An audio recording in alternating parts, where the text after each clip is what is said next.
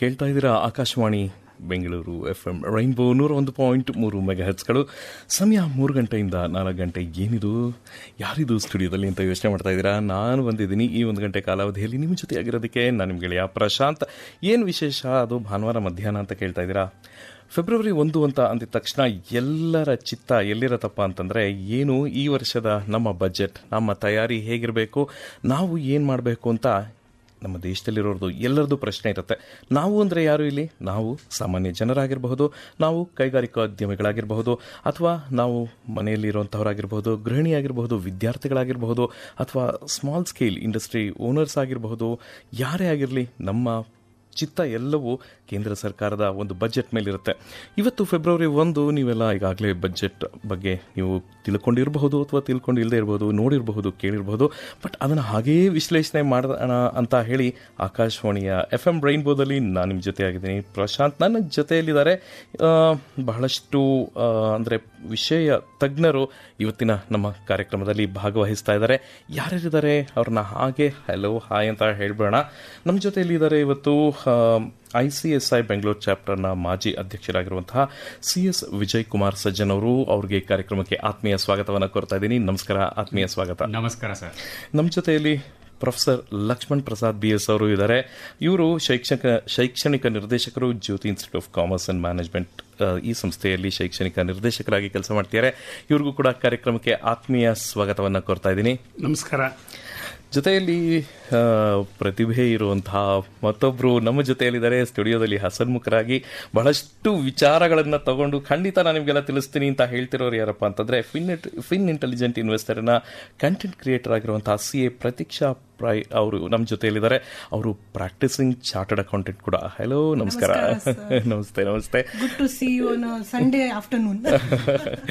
ಎಲ್ಲರಿಗೂ ಭಾನುವಾರ ಮಧ್ಯಾಹ್ನ ಆರಾಮಾಗಿ ಬಹುಶಃ ರಿಲ್ಯಾಕ್ಸ್ಡ್ ಆಗಿ ಇರ್ಬೋದು ಅಂತ ಅನ್ಕೊಟ್ರೆ ಸಿಕ್ಕಾಪಟ್ಟೆ ತಯಾರಿ ಮಾಡ್ಕೊಂಡು ಇವಾಗ ಸ್ಟುಡಿಯೋದಲ್ಲಿ ಬಂದಿದ್ದಾರೆ. ಸೊ ಇವ್ರಿಗೆಲ್ಲರಿಗೂ ಒಂದು ಹಲೋ ಹಾಯ್ ಅಂತ ಹೇಳಿ ಆಗಿದೆ. ಸದ್ಯಕ್ಕೆ ಒಂದು ಒಳ್ಳೆ ಗೀತೆಯನ್ನು ಕೇಳಿ, ಕನ್ನಡದ ಗೀತೆಯನ್ನು ಕೇಳಿ ಕಾರ್ಯಕ್ರಮವನ್ನು ಮುಂದುವರಿಸ್ತಾ ಹೋಗೋಣ. ಸ್ನೇಹಿತರೆ, ನಿಮ್ದೇನಾದರೂ ಪ್ರಶ್ನೆಗಳಿತ್ತು ಅಂತಂದ್ರೆ, ಇವತ್ತಿನ ಬಜೆಟ್ ಕುರಿತಾಗಿ ನಿಮ್ದೇನಾದರೂ ಪ್ರಶ್ನೆ ಇತ್ತು ಅಂತಂದ್ರೆ ಖಂಡಿತ ನೀವು ನಮ್ಮನ್ನ ಕೇಳಬಹುದು. 9480901013ಕ್ಕೆ ನೀವು ಸಂದೇಶವನ್ನು ಕಳಿಸೋ ಮುಖಾಂತರ ಖಂಡಿತ ನಿಮ್ಮೆಲ್ಲ ಪ್ರಶ್ನೆಗಳಿಗೆ ಇಲ್ಲಿ ಉತ್ತರ ಸಿಕ್ಕೇ ಸಿಗುತ್ತೆ. ಒನ್ ಸ್ಟಾಪ್ ಸೊಲ್ಯೂಷನ್, ನಮ್ಮ ನಿಮ್ಮೆಲ್ಲರ ನೆಚ್ಚಿನ ಕನ್ನಡ ಕಾಮನಬಿಲ್ಲು FM ರೈನ್ಬೋ. ಓಕೆ, ಈಗ ನಾವು ಮಾತಾಡ್ತಾ ಹೋಗೋಣ ಬನ್ನಿ. ಈಗ ನಾವು ಮಾತಿಗೆಳೆಯೋದಾದ್ರೆ, ಮೊದಲನೇದಾಗಿ ನಾವು CS ವಿಜಯ್ ಕುಮಾರ್ ಸಜ್ಜನ್ ಅವರು ನಮ್ಮ ಜೊತೆಯಲ್ಲಿದ್ದಾರೆ. ಸರ್, ಈಗ ಇವತ್ತು ಬಜೆಟ್ ನಾವು ನೋಡಿದ್ವಿ. ಈಗ ಬಹಳಷ್ಟು ಈಗಾಗಲೇ ಬೆಳಗ್ಗೆಯಿಂದ ಚರ್ಚೆಗಳು ನಡೀತಾನೆ ಇದೆ. ಆದರೆ ಎಲ್ಲರ ಮನಸ್ಸಲ್ಲೂ ಒಂದು ಪ್ರಶ್ನೆ ಮೂಡುತ್ತೆ. ಜನರಲ್ ಆಗಿ ನಾವು ಮಾತಾಡೋದಾದ್ರೆ, ಈ 2026 ಈ ಒಂದು ಇವತ್ತು ಮಂಡಿಸಿದಂತಹ ಬಜೆಟ್, 2026-27ಕ್ಕೆ ಮಂಡಿಸಿದಂತಹ ಈ ಒಂದು ಬಜೆಟ್ ನಿಮಗೆ ಹೈಲೈಟ್ಸ್ ಏನನ್ಸುತ್ತೆ, ಮುಖ್ಯಾಂಶಗಳು ಏನಂತ ಅನ್ಸುತ್ತೆ, ಮತ್ತು ಇದರ ಒಂದು ವಿಶ್ಲೇಷಣೆ ಕ್ವಿಕ್ ಆಗಿ ನೀವು ಕೊಡೋ ಹಾಗಿದ್ರೆ ಯಾವ ತರ ಹೇಳ್ತೀರಾ? ಸರ್, ಇದು growth oriented, reform driven, focused on youth budget ಅಂತ ಹೇಳ್ಬೋದು. ಓಕೆ, ಅಂದ್ರೆ ಗ್ರೋತ್ ಓರಿಯೆಂಟೆಡ್ ಅಂತ, growth oriented long term focused budget. Okay, ಯಾವ ಥರದಲ್ಲಿ ಅಂದರೆ ಇದು ಯಾವ ಥರ ಗ್ರೋತ್ ಅಂದರೆ ಈ ಒಂದು ಬೆಳವಣಿಗೆ ಅಂತಂದರೆ ಎಲ್ಲ ಆಯಾಮಗಳಲ್ಲೂ ಬೆಳವಣಿಗೆ ಆಗಬೇಕು. ಸೊ ನಿಮಗೆ ಏನಂತ ಅನ್ಸುತ್ತೆ, ಎಲ್ಲ ಆಯಾಮಗಳಲ್ಲೂ ಬೆಳವಣಿಗೆಯನ್ನು, ಆರ್ಥಿಕ ಸುಧಾರಣೆಯನ್ನು, ಒಂದು ಸ್ಥಿರತೆಯನ್ನು ಕಾಣ್ಕೊಳ್ಳೋಕ್ಕೆ ಸಾಧ್ಯ ಆಗತ್ತಾ ಅನ್ಸುತ್ತಾ? ಎಲ್ಲ ಸೆಕ್ಟಾರ್ ಅಲ್ಲಿ ಇದು ಇಂಪ್ರೂವ್ಮೆಂಟ್ ಇದೆ. MSME ಸೆಕ್ಟಾರ್ ಬಂದ್ರೆ ನಿಮ್ಗೆ MSME ಸೆಕ್ಟಾರ್ ಇನ್ಸೆಂಟಿವ್ಸ್ ಇದೆ. MSME ಸೆಕ್ಟಾರ್ ಕಾರ್ಪೊರೇಟ್ ಮಿತ್ರ ಅಂತ ಇದೆ. ನಿಮ್ ಸರ್ವಿಸ್ ಸೆಕ್ಟಾರ್ ರಿಫಾರ್ಮ್ಸ್ ಇದೆ. ಸರ್ವಿಸ್ ಸೆಕ್ಟಾರ್ ರಿಫಾರ್ಮ್ಸ್ ಇದೆ. ಟ್ಯಾಕ್ಸ್ ಸೆಕ್ಟಾರ್ ಅಲ್ಲಿ ಟ್ಯಾಕ್ಸ್ ರಿಫಾರ್ಮ್ಸ್ ಇದೆ. ಟ್ಯಾಕ್ಸ್ ಇದ್ದು ಇನ್ಕಮ್ ಟ್ಯಾಕ್ಸ್ ಆಕ್ಟ್ 2025 ಅಂತ 2026 ಅಂತ ತರ್ತಾ ಇದ್ದಾರೆ. ಆಮೇಲೆ ನೀವು ಹಾಸ್ಪಿಟಾಲಿಟಿ ಇಂಡಸ್ಟ್ರಿ ಬಂದ್ರೆ ಹಾಸ್ಪಿಟಾಲಿಟಿ ಇಂಡಸ್ಟ್ರಿ ಸಪರೇಟ್ ಆಗಿ ಇನ್ಸೆಂಟಿವ್ಸ್, ಅದ್ರದ್ದು ಬೇರೆ ಬೇರೆ ವಿವಿಧವಾದ ರಿಫಾರ್ಮ್ಸ್ ಇದಾವೆ. ಆಮೇಲೆ ನೀವು ಹೆಲ್ತ್ ಕೇರ್ ಸೆಕ್ಟಾರ್ ಅಲ್ಲಿ ಬಂದ್ರೆ ಅದ್ರದ್ದು ಸಪರೇಟ್ ಆಗಿ ಆಯುಷ್ ರಿಲೇಟೆಡ್ ಆಯಿತು, ಹರ್ಬ್ಸ್ ರಿಲೇಟೆಡ್ ಆಯಿತು, ಅದ್ರದ್ದು ಸಪರೇಟ್ ಆಗಿದೆ ಸರ್. ಆಮೇಲೆ ಎಜುಕೇಷನ್ ರಿಲೇಟೆಡ್ ಬಂದರೆ ನಿಮಗೆ ಇಂಡಸ್ಟ್ರಿ ಕಾರಿಡಾರಲ್ಲೇ ಯೂನಿವರ್ಸಿಟಿ ಮಾಡಬೇಕು ಅಂತ ಆ ಥರದ್ದು ಬೇರೆ ಬೇರೆ ವಿವಿಧವಾದ ಯೋಜನೆಗಳಿದ್ದಾವೆ. ಈ ಥರ ಸಾಕಷ್ಟು ಬಜೆಟಲ್ಲಿ ಎಲ್ಲ ಸೆಕ್ಟಾರಲ್ಲಿ ಫೋಕಸ್ಡ್ ಆಗಿದೆ ಸರ್. ಓಕೆ ಓಕೆ, ತುಂಬ ಒಂದು ಪಾಯಿಂಟ್ ನನಗೆ ತುಂಬ ಕ್ಯಾಚ್ ಆಯಿತು, ಒಂದು ಕಾರ್ಪೊರೇಟ್ ಮಿತ್ರ ಅನ್ನೋದನ್ನು. ಅದನ್ನು ಮಾತಿಗೆ ಎಳಿತೀನಿ ನಿಮಗೆ. ಅದ್ರ ಬಗ್ಗೆ ಮಾತಾಡೋದಕ್ಕಿಂತ ಮುಂಚೆ ಈಗ ನಮ್ಮ ಜೊತೆಯಲ್ಲಿ ಶೈಕ್ಷಣಿಕ ನಿರ್ದೇಶಕರು ಕೂಡ ಇದ್ದಾರೆ, ಅಕಾಡೆಮಿಷಿಯನ್ ಇವರು.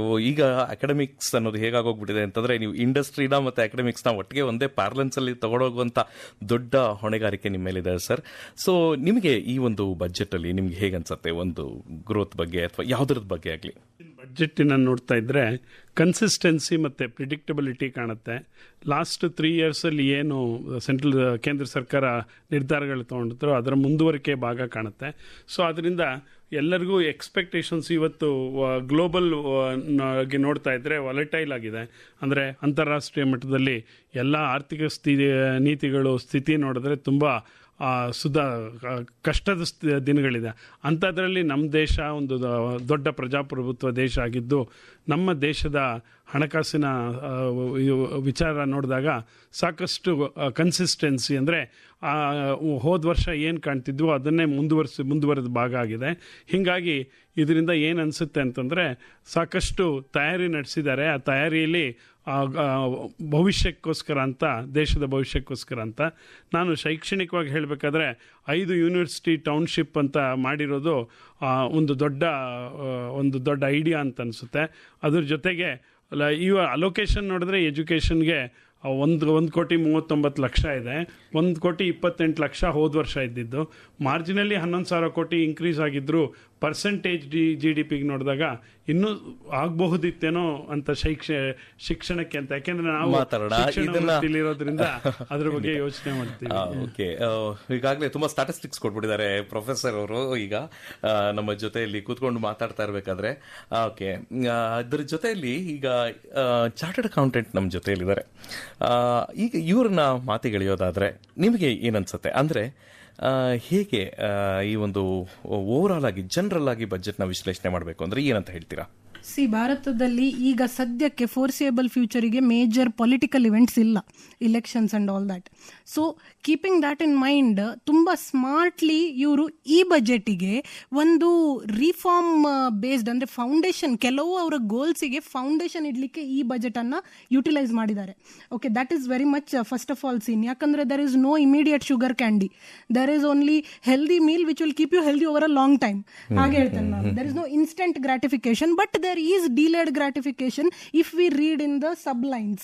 So strengthening institutions irli, ಮತ್ತೆ boosting investments, foreign companies ಇಲ್ಲಿ ಇನ್ವೆಸ್ಟ್ ಮಾಡಬೇಕು, NRIs ಇನ್ವೆಸ್ಟ್ ಮಾಡಬೇಕು, ಅದಕ್ಕೆಲ್ಲ ಆಪರ್ಚುನಿಟೀಸ್ ಕೊಟ್ಟಿದ್ದಾರೆ. ಹಾಗೆ ಕಂಪ್ಲೈನ್ಸಸ್ ಈಸಿಂಗ್, ಅಂದರೆ ಈಸ್ ಆಫ್ ಡೂಯಿಂಗ್ ಬಿಸ್ನೆಸ್ಸಿಗೆ ಇನ್ನೂ 1-2 ಸ್ಟೆಪ್ ಮುಂದೆ ಹೋಗಿದ್ದೇವೆ ಈಗ. And rare earth minerals like and semiconductors, idella it is not fixable in 1 year within one budget to another budget. It is a long term game and it requires lot of money, it requires lot of expertise, it requires lot of efforts. So adraddu tumba foundation adra mele focus ittidare ee budget alli.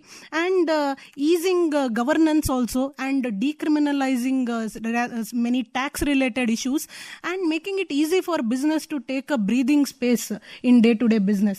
So ನಾನು ಏನು ಹೇಳ್ತೇನೆ, ನಮ್ಗೆ Cubbon park Lal ಬಾಗಿಗೆ ಹೋಗ್ಬೇಕಾದ್ರೆ ಪಟ್ಟ ಎದ್ದು ಹೋಗ್ಬೋದು, but international tour ಹೋಗ್ಬೇಕಾದ್ರೆ planning ಮಾಡ್ಬೇಕಲ್ವಾ, ಅಂತ ಪ್ಲಾನಿಂಗ್ ಈ ಬಜೆಟ್ ಅಲ್ಲಿ ಆಗಿದೆ.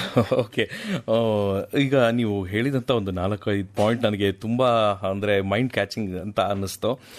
ಅದ್ರ ಬಗ್ಗೆನೂ ಮತ್ತೆ ಮಾತಾಡ್ತಾ ಹೋಗೋಣ. ಅದ್ರ ಜೊತೆಯಲ್ಲಿ ಏನಪ್ಪಾ ಅಂತಂದ್ರೆ, ಈಗ 2 ಪ್ರಮುಖವಾಗಿರುವಂತಹ ಪ್ರಶ್ನೆಗಳು ಎಲ್ಲರ ಮನದಲ್ಲೂ ಬಜೆಟ್ ಅಂದ ತಕ್ಷಣ ಮೂಡುತ್ತೆ. ಒಂದು ಮಿಡಲ್ ಮೆನ್, ಕ್ಷಮಿಸಿ, ಅಂದರೆ ಕಾಮನ್ ಮ್ಯಾನ್ಗೆ, ಒಬ್ಬ ಸ್ಯಾಲ್ರಿಡ್ಗೆ ನನಗೆ ಏನಿದೆ ಬೆನಿಫಿಟ್ ಅಂತ ಫಸ್ಟ್ ಬಜೆಟ್ ಅಂದ ತಕ್ಷಣ ಕಾಮನ್ ಮ್ಯಾನ್ಗೆ ನನಗೇನು ಸಿಗತ್ತೆ ಅಂತ ಅದನ್ನು ನೋಡೋದಾದರೆ, ಮಿಡ್ಲ್ ಇನ್ಕಮ್ ಗ್ರೂಪ್ ಅವ್ರಿಗೆ ನೋಡೋದಾದರೆ. ಎರಡನೇದು ಈ MSME ಅವ್ರಿಗೆ ಬಹಳಷ್ಟು ಪರಿಣಾಮ ಬೀರುತ್ತೆ ಈ ಒಂದು ಬಜೆಟ್ ಅನ್ನೋಂಥದ್ದು. ಈ 2 ವಿಚಾರಗಳ ಬಗ್ಗೆನೂ ಮತ್ತೆ ಇನ್ನದಲ್ಲದೆ ಇನ್ನಷ್ಟು ಬಹಳಷ್ಟು ವಿಚಾರಗಳಿದೆ, ಅದನ್ನೆಲ್ಲ ಮಾತಾಡ್ತಾ ಹೋಗೋಣ. ಒಂದು ಒಳ್ಳೆಯ ಹಾಡನ್ನ ಕೇಳಿ ಬರೋಣ. ಈ ಹಾಡನ್ನ ಕೇಳಿದ ನಂತರ ಇನ್ನಷ್ಟು ವಿಚಾರಗಳನ್ನು ಮಾತಾಡ್ತಾ ಹೋಗೋಣ. ಏನಂತೀರಾ? ಓಕೆ, ಒಂದು ಒಳ್ಳೆ ಗೀತೆ ನಿಮ್ಮೆಲ್ಲರಿಗಾಗಿ ಪ್ರಸಾರ ಆಗ್ತಾ ಇದೆ. ಇನ್ನಷ್ಟು ವಿಚಾರಗಳನ್ನು ನಾವು ಮಾತಾಡ್ತಾ ಹೋಗೋಣ. ಈಗಾಗಲೇ ಬಹಳಷ್ಟು ಪ್ರಶ್ನೆಗಳು ಬಂದ್ಬಿಟ್ಟಿದೆ. ಎಲ್ಲ ತುಂಬ ಟೆಕ್ನಿಕಲ್ ಆಗಿರುವಂಥ ಪ್ರಶ್ನೆಗಳಿದೆ ನಮಗೆ, ಅದನ್ನೆಲ್ಲ ತಗೊಳ್ತಾ ಹೋಗೋಣ. ನಿಮ್ಗೆ ಏನಾದರೂ ಪ್ರಶ್ನೆಗಳಿತ್ತು ಅಂತಂದರೆ 94809001 ನೀವು ಸಂದೇಶವನ್ನು ಕಳಿಸ್ಬೋದು. ಬಹಳಷ್ಟು ಪ್ರಶ್ನೆಗಳು ಮನಸ್ಸಲ್ಲಿ ಮೂಡ್ತಾ ಇದೆ. ನನ್ನ ಕಂಪ್ಯೂಟರ್ ಸ್ಕ್ರೀನ್ ಮೇಲೆ ಕೂಡ ಬಹಳಷ್ಟು ಪ್ರಶ್ನೆಗಳು ಆಗಲೇ ಬರ್ತಾ ಇದೆ. ಎಲ್ಲ ಟೆಕ್ನಿಕಲ್ ಕ್ವೆಶನ್ಸ್ ಇರೋದ್ರಿಂದ ಈಗ ನಾನು ತಯಾರು ಮಾಡಿರೋ ಪ್ರಶ್ನೆಗಳು ಅಥವಾ ನಮ್ಮ ಲಿಸ್ನರ್ಸ್ ಕೇಳ್ತಿರೋ ಪ್ರಶ್ನೆಗಳು ಎರಡನ್ನೂ ತಗೋಣ ಅಲ್ವಾ? ಈಗ ಮೊದಲನೇದಾಗಿ ನಾನು ಸಜ್ಜನ್ ಸರ್ ಅವ್ರನ್ನ ಕೇಳಕ್ಕೆ ಇಷ್ಟಪಡ್ತೀನಿ. ಏನಪ್ಪಾ ಅಂತಂದ್ರೆ, ಈಗ ಸರ್ ಮೊದಲನೇದಾಗಿ ಹೇಳಬೇಕು ಅಂತಂದ್ರೆ, ನಾನು ಆಗಲೇ ಕೇಳಿದಾಗೆ MSME ಇವರಿಗೆ ಅಂದ್ರೆ ಹೇಗೆ ಸಾಮಾನ್ಯ ಜನರು ಒಂದು ಕಾತರದಿಂದ ಕಾಯ್ತಾ ಕೂತಿರ್ತಾರೆ, ಈ medium and small scale enterprise ಅವರು ಕೂಡ ನಮಗೇನಾದ್ರೂ ಸಿಗಬಹುದಾ ಈ ಬಜೆಟ್ ಅಲ್ಲಿ ಅನ್ನೋದು ಅವ್ರ ಮನಸ್ಸಿನಲ್ಲಿ ಇದ್ದೇ ಇರುತ್ತೆ. ಈ ಬಜೆಟ್ ಹೇಗಿದೆ sir? Medium small scale business ಅಂದ್ರೆ ನಮ್ಮ ಸುತ್ತಮುತ್ತ ಇರೋ ಸಣ್ಣ ಗುಡಿ ಕೈಗಾರಿಕೆಗಳು. ಆ ಗುಡಿ ಕೈಗಾರಿಕೆಗಳಿಗೆ ಈ ಬಜೆಟ್ ಅಲ್ಲಿ 10,000 crore ಗ್ರೋತ್ ಫಂಡ್ ಅಂತ ಇಕ್ವಿಟಿ ಸಪೋರ್ಟ್ ಕೊಡ್ತಾ ಇದ್ದಾರೆ ಸರ್. ಒಂದು ಫಂಡ್ ಕ್ರಿಯೇಟ್ ಮಾಡ್ತಾ ಇದ್ದಾರೆ, ಗ್ರೋತ್ ಫಂಡ್ ಅಂತ ಇಕ್ವಿಟಿ ಸಪೋರ್ಟ್ ಕೊಡ್ತಾ ಇದ್ದಾರೆ. ಅಂದ್ರೆ ಏನು ಈಕ್ವಿಟಿ ಸಪೋರ್ಟ್ ಅಂತಂದ್ರೆ? ಇಕ್ವಿಟಿ ಸಪೋರ್ಟ್ ಅಂದ್ರೆ government can invest in your company in the form of equity ownership ಅಲ್ಲಿ, ಕನ್ಸೆಷನ್ ಅಲ್ಲಿ ಇದನ್ನ ಮಾಡ್ತಾರೆ ಸರ್. ಇನ್ನೊಂದು ಸಪೋರ್ಟ್ ಬಂದು 2021 ನಲ್ಲಿ ಆಲ್ರೆಡಿ ಒಂದು ಫಂಡ್ ಇತ್ತು ಸರ್, ಆಲ್ರೆಡಿ ಒಂದು ಸೆಲ್ಫ್ ರಿಲಯಂಟ್ ಇಂಡಿಯಾ ಫಂಡ್ ಅಂತ ಇತ್ತು, ಅದಕ್ಕೆ ಟಾಪ್ ಅಪ್ ಮಾಡ್ತಾ ಇದ್ದಾರೆ. 2,000 crore ಅದಕ್ಕೆ ಟಾಪ್ ಅಪ್ ಮಾಡ್ತಾ ಇದ್ದಾರೆ. ಮುಂಚೆ ಇದ್ದಿದ್ದು ಎಷ್ಟು? ಮುಂಚೆ ಒಂದು 500 ಕೋಟಿನೇ ಇತ್ತು ಸರ್, ಇವಾಗ 2,000 crore ಮಾಡ್ತಾ ಇದ್ದಾರೆ. ಇನ್ನೊಂದು ಸಪೋರ್ಟ್ ಬಂದು ಸರ್ ಟ್ರೆಡ್ಸ್ ಅಂತ ಒಂದು ಪ್ಲಾಟ್ಫಾರ್ಮ್ ಇದೆ. So everyone cannot go and borrow from the bank for loan because of collateral security. Everyone do not have a collateral security, sir. Trades ಅಂತ ಪ್ಲಾಟ್ಫಾರ್ಮ್ ಅಲ್ಲಿ ನಿಮಗೆ ಇನ್ವಾಯ್ಸ್ ಡಿಸ್ಕೌಂಟಿಂಗ್ ಆಗುತ್ತೆ. Invoice discounting ಆಗಿ instead of credit ನೀವು 90 days credit period ಇಲ್ಲ 180 days credit period ಇತ್ತಂದ್ರೆ ಬ್ಯಾಂಕ್ನವ್ರು ನಿಮ್ಗೆ ಇಮಿಡಿಯೇಟ್ಲಿ ದುಡ್ಡು ಕೊಟ್ಬಿಡ್ತಾರೆ. So the other supplier will make a payment to the bank. ಹಾಗಾಗಿ ಈಗ ಅವ್ರಿಗೆ ಕ್ಯಾಶ್ ಫ್ಲೋ ಪೊಸಿಷನ್ ಕಂಪನಿಯಲ್ಲಿ ಅಂದ್ರೆ ಅವರು ವರ್ಕಿಂಗ್ ಕ್ಯಾಪಿಟಲ್ಗೆ ಏನು ತೊಂದರೆ ಇರೋದಿಲ್ಲ. ಬಹಳಷ್ಟು ಕಂಪನಿಗಳು ಈ ತರ ಫೇಸ್ ಮಾಡೋದು ಏನಪ್ಪಾ ಅಂತಂದ್ರೆ ವರ್ಕಿಂಗ್ ಕ್ಯಾಪಿಟಲ್ ಸಮಸ್ಯೆ ತುಂಬಾ ಇರುತ್ತೆ, ಅದು ಮನೆಯಲ್ಲಾಗಿರ್ಬೋದು ಅಥವಾ ಕಂಪನಿ ಆಗಿರ್ಬೋದು. ಸೊ ಹಾಗಾಗಿ ಇದು ಒಂದು ಉತ್ತೇಜನಕಾರಿಯಾಗಿ ಇದೆ ಅಂತ. ಹಾಗಿದ್ಮೇಲೆ ಈಗ MSME ಅಂತ ಇರುವಂತಹವರಿಗೆ ಇದು ಒಂಥರ ಆಶಾದಾಯಕವಾಗಿ ಇದೆ ಅಂತ, ಅಂದ್ರೆ ಫಾಲ್ ಬ್ಯಾಕ್ ಆಪ್ಷನ್ ಇದೆ ಅಂತ ನೀವು ಹೇಳ್ತಾ ಇದ್ದೀರಾ? ಹೌದು ಸರ್, ಹೌದು. ಹಾಗೆ MSMEಗಳಿಗೆ ಸರ್ ಕಂಪ್ಲೈನ್ಸ್ ಬರ್ಡನ್ ಕಡಿಮೆ ಆಗಬೇಕು ಅಂತ ಟೈರ್ 2 ಟೈರ್ 3 ಸಿಟಿದಲ್ಲಿ ನಿಮಗೆ ಪ್ರೊಫೆಷನಲ್ಸ್ ಇರಲ್ಲ. ಈ ನಮ್ಮ ಕಂಪನಿ ಸೆಕ್ರೆಟರಿ ಸ್ಟೂಡೆಂಟ್ಸ್ ಇರ್ತಾರೆ, ಚಾರ್ಟರ್ಡ್ ಅಕೌಂಟೆಂಟ್ ಸ್ಟೂಡೆಂಟ್ಸ್ ಇರ್ತಾರೆ, ಕಾಸ್ಟ್ ಅಕೌಂಟೆಂಟ್ ಸ್ಟೂಡೆಂಟ್ಸ್ ಇರ್ತಾರೆ. ಅವ್ರಿಗೊಂದು ಶಾರ್ಟ್ ಟರ್ಮ್ ಕೋರ್ಸ್ ಮಾಡಿ ಕಾರ್ಪೊರೇಟ್ ಮಿತ್ರ ಅಂತ ಒಂದು ಸ್ಕೀಮ್ ಮಾಡಿ ಅವ್ರಿಗೆ ಅಲ್ಲಿ MSME ಟೈರ್ 2 ಟೈರ್ 3 ಸಿಟಿಗೆ they can concentrate on MSME compliances burden so that they can ಆರಾಮ್ಸೆ they can do their compliances with their help of corporate ಮಿತ್ರ ಅಂತ ಅದೊಂದು ಸ್ಕೀಮ್ ತರ್ತಾ ಇದ್ದಾರೆ. ನೀವಿದನ್ನ ಹೇಳ್ತಿರೋದು ನೋಡಿದ್ರೆ ನೇರವಾಗಿ ಟೈರ್ 2 ಮತ್ತೆ ಟೈರ್ 3 ಸಿಟೀಸ್ ಅಲ್ಲಿ ಕೂಡ ಈ ಒಂದು ಗುಡಿ ಕೈಗಾರಿಕೆಗಳು ಮತ್ತು ಸಣ್ಣ ಉದ್ಯಮದವರಿಗೆ ತುಂಬಾ ಈಸಿಯಾಗಿ ಅವರು ವ್ಯಾಪಾರವನ್ನ ವಹಿವಾಟನ್ನ ಮಾಡ್ಕೊಳ್ಳೋದಕ್ಕೆ ಅನುಕೂಲ ಆಗುತ್ತೆ ಅನ್ನೋ ತರದಲ್ಲಿ ನೀವು ಹೇಳ್ತಾ ಇದ್ದೀರಾ. ಇದೊಂದು ಕಾರ್ಪೊರೇಟ್ ಮಿತ್ರ ಬಗ್ಗೆ ಇನ್ನಷ್ಟು ಮಾತಾಡೋಣ, ಅದ್ರ ಬಗ್ಗೆ ಇನ್ನಷ್ಟು ನನಗೆ ಮಾಹಿತಿಯನ್ನ ಕೊಡಬೇಕಾಗತ್ತೆ. ಈಗ ಜೊತೆಗೆ ಈಗ ನಾವು ಪ್ರೊಫೆಸರ್ ಲಕ್ಷ್ಮಣ್ ಪ್ರಸಾದ್ ಅವ್ರನ್ನ ಮಾತು ಹೇಳಿಯೋದಾದ್ರೆ ಶಿಕ್ಷಣದ ದೃಷ್ಟಿಯಿಂದ ಸೊ ನಿಮಗೆ ಹೇಗನ್ಸುತ್ತೆ, ಏನಿದೆ ಅನ್ಸುತ್ತೆ? ಇದು ನಿಜವಾಗ್ಲೂ ಒಂದು ನಮ್ಮ ವೋಕಲ್ ಫಾರ್ ಲೋಕಲ್ ಅನ್ನೋಂಥ ಏನು ಕಾನ್ಸೆಪ್ಟ್ ಇದೆ ಅದನ್ನು ಮುಂದುವರಿಸ್ತಾ ಇದ್ದಾರೆ ಇವತ್ತು ಬಡ್ಜೆಟ್ ಮೂಲಕ ಅಂತ. All India institute of medical sciences ಯಾವ ಥರ ಇದೆಯೋ ಅದೇ ಥರನೇ all India institute of Ayurvedic medicines ಮಾಡಬೇಕು ಅಂತ ಒಂದು ಪ್ರಪೋಸಲ್ ಹೇಳ್ತಾ ಇದ್ದಾರೆ. ಅದು ತುಂಬ ಒಳ್ಳೆ ಪ್ರಪೋಸಲ್. ಯಾಕೆಂದರೆ ನಮ್ಮ ಆಯುರ್ವೇದನ ಪ್ರಪಂಚದಾದ್ಯಂತ ಈಗ ಒಪ್ಕೊಂಡಿರೋದ್ರಿಂದ ಮತ್ತೆ ಅದಕ್ಕೆ ಸಂಬಂಧಪಟ್ಟಿರೋದ್ರಿಂದ ಸಾಕಷ್ಟು ಸಂಶೋಧನೆ ನಡೀತಾ ಇರೋದ್ರಿಂದ ನಾವು ಆ ಕಾರ್ಯಕ್ರಮನ ಮುಂದುವರಿಸ್ಕೊಳ್ಳೋದು ಅದು ಫ್ಯೂಚರಿಸ್ಟಿಕ್ ಥಾಟ್ ಅನ್ನೋದ್ರಲ್ಲಿ ಡೌಟೇ ಇಲ್ಲ. ಮತ್ತೆ ಇವತ್ತು ಮಹಿಳಾ ಒಂದು ಸಬಲೀಕರಣದ ಬಗ್ಗೆ ಸಾಕಷ್ಟು ಒತ್ತು ಕೊಡ್ತಾ ಇದ್ದಾರೆ ಆ್ಯಂಡ್ ಅದರ ಅವಶ್ಯಕತೆನೂ ಇದೆ ಇವತ್ತು. ಅದರಲ್ಲಿ ನೋಡಿದ್ರೆ ಪ್ರತಿ ಜಿಲ್ಲಾ ಕೇಂದ್ರದಲ್ಲೂ ಒಂದು ವಿದ್ಯಾರ್ಥಿ ನಿಲಯ ಮಾಡಬೇಕು ಅಂತ ಇರೋದು ತುಂಬ ಒಂದು ಒಳ್ಳೆ ಥಾಟು. ಮತ್ತು ಆ ಥರ ಆದರೆ ಎಷ್ಟೊಂದು ಜನಕ್ಕೆ ಹೆಣ್ಮಕ್ಳಿಗೆ ಈಗ ಅವರ ಒಂದು ಹಳ್ಳಿಗಳಿಂದ ಬಂದು ಅಲ್ಲಿ ವಾಸ ಇದರಲ್ಲಿ ಸರ್ಕಾರನೇ ನಡೆಸೋವಂಥ ವಸತಿ ಶಾಲೆಗಳಲ್ಲಿ ವಸತಿ ನಿಲಯಗಳಲ್ಲಿದ್ದರೆ ಅವರಿಗೆ ಭವಿಷ್ಯದಲ್ಲಿ ಅವರು ವಿದ್ಯಾರ್ಥಿಗಳಿಗೆ ಅವರು ಓದೋವಂಥದ್ದು ಆಗುತ್ತೆ. ಮತ್ತು ಜೊತೆಗೆ ಇನ್ನೊಂದು ಇಂಪಾರ್ಟೆಂಟ್ ಏನು ಹೇಳ್ತಾರಪ್ಪ ಅಂದರೆ ವೆಟರ್ನರಿ ಪ್ರೊಫೆಷ್ನಲ್ಸ್ ಅಂದರೆ ಇದು ಹೈನುಗಾರಿಕೆಯ ಒಂದು ಪ್ರಾಮುಖ್ಯತೆ ಕೊಡೋ ದೃಷ್ಟಿಯಿಂದನೂ ಈ ವೆಟರ್ನರಿ ಡಾಕ್ಟರ್ಸು ಪ್ರೊಫೆಷ್ನಲ್ಸ್ನ ಮಾಡೋದ್ರ ಬಗ್ಗೆ ಅದ್ರ ಬಗ್ಗೆ ಕಾಲೇಜಸ್ ಪ್ರಾರಂಭ ಮಾಡೋದ್ರ ಬಗ್ಗೆ ಸಾಕಷ್ಟು ಒತ್ತು ಕೊಟ್ಟಿದ್ದಾರೆ. ಇದರರ್ಥ ಏನಪ್ಪ ಅಂತಂದರೆ ಸರ್ಕಾರ ಶಿಕ್ಷಣದಲ್ಲೂ ಸಾಕಷ್ಟು ಮಟ್ಟಿಗೆ ಪ್ರಾಧಾನ್ಯತೆ ಕೊಟ್ಟಿದ್ದಾರೆ. ಅದು ಒಂದು ಭವಿಷ್ಯದ ದೃಷ್ಟಿಯಿಂದನೇ.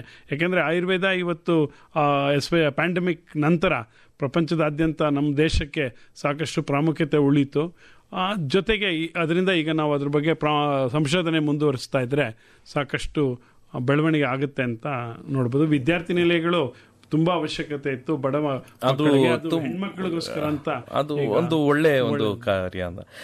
ಓಕೆ, ಈಗ ತುಂಬ ವಿಚಾರಗಳನ್ನ ಇವಾಗ ತಿಳ್ಕೊಂಡ್ವಿ. ಈಗ ಚಾರ್ಟರ್ಡ್ ಅಕೌಂಟೆಂಟ್ ಅವ್ರ ಹತ್ರ ಒಂದು ಪ್ರಶ್ನೆಯನ್ನ ತುಂಬ ಸಂಕ್ಷಿಪ್ತವಾಗಿ ಎಕ್ಸ್ಪೆಕ್ಟ್ ಮಾಡ್ತೀನಿ ಇದು ಉತ್ತರ. ಈ ಒಂದು ಮತ್ತೆ ಮಾತನ್ನ ಮುಂದುವರ್ಸೋಣ ಒಂದು ಹಾಡಿನ ವಿರಾಮದ ನಂತರ. ಮತ್ತೆ ನಾನು ನಿಮಗೆ ಪ್ರಶ್ನೆಯನ್ನು ಕೇಳ್ತೀನಿ. ಕಾಮನ್ ಮ್ಯಾನ್ಗೆ, ಒಬ್ಬ ನಾನು ಸ್ಯಾಲ್ರಿಡ್ ಮ್ಯಾನ್ ಅಂತ ಅಂದ್ಕೊಂಡ್ರೆ ನಾನು ಈಗ MSME ಬಗ್ಗೆ ಮಾತಾಡಿದ್ವಿ, ವಿದ್ಯಾರ್ಥಿಗಳ ಬಗ್ಗೆ ಮಾತಾಡಿದ್ವಿ, ಡಾಕ್ಟರ್ಸ್, ಹೈನುಗಾರಿಕೆ ಎಲ್ಲ ಆಯಿತು. ಈಗ ನನಗೆ ಪ್ರತಿ ತಿಂಗಳು ನಾನು ಕೆಲಸ ಮಾಡಿ ಬಂದಿದ ತಕ್ಷಣ ತಿಂಗಳ ಮೊದಲ ವಾರದಲ್ಲಿ ನನ್ನ ಅಕೌಂಟ್ಗೆ ಸಂಬಳ ಬರುತ್ತೆ ಅನ್ನೋದಾದರೆ ನನಗೆ ಏನು ಬೆನಿಫಿಟ್ ಇದೆ? ಆನ್ ದ ಫೇಸ್ ಏನು ಬೆನಿಫಿಟ್ ಇಲ್ಲ. Okay, but the focus is on giving more clarity and easing a lot of compliances.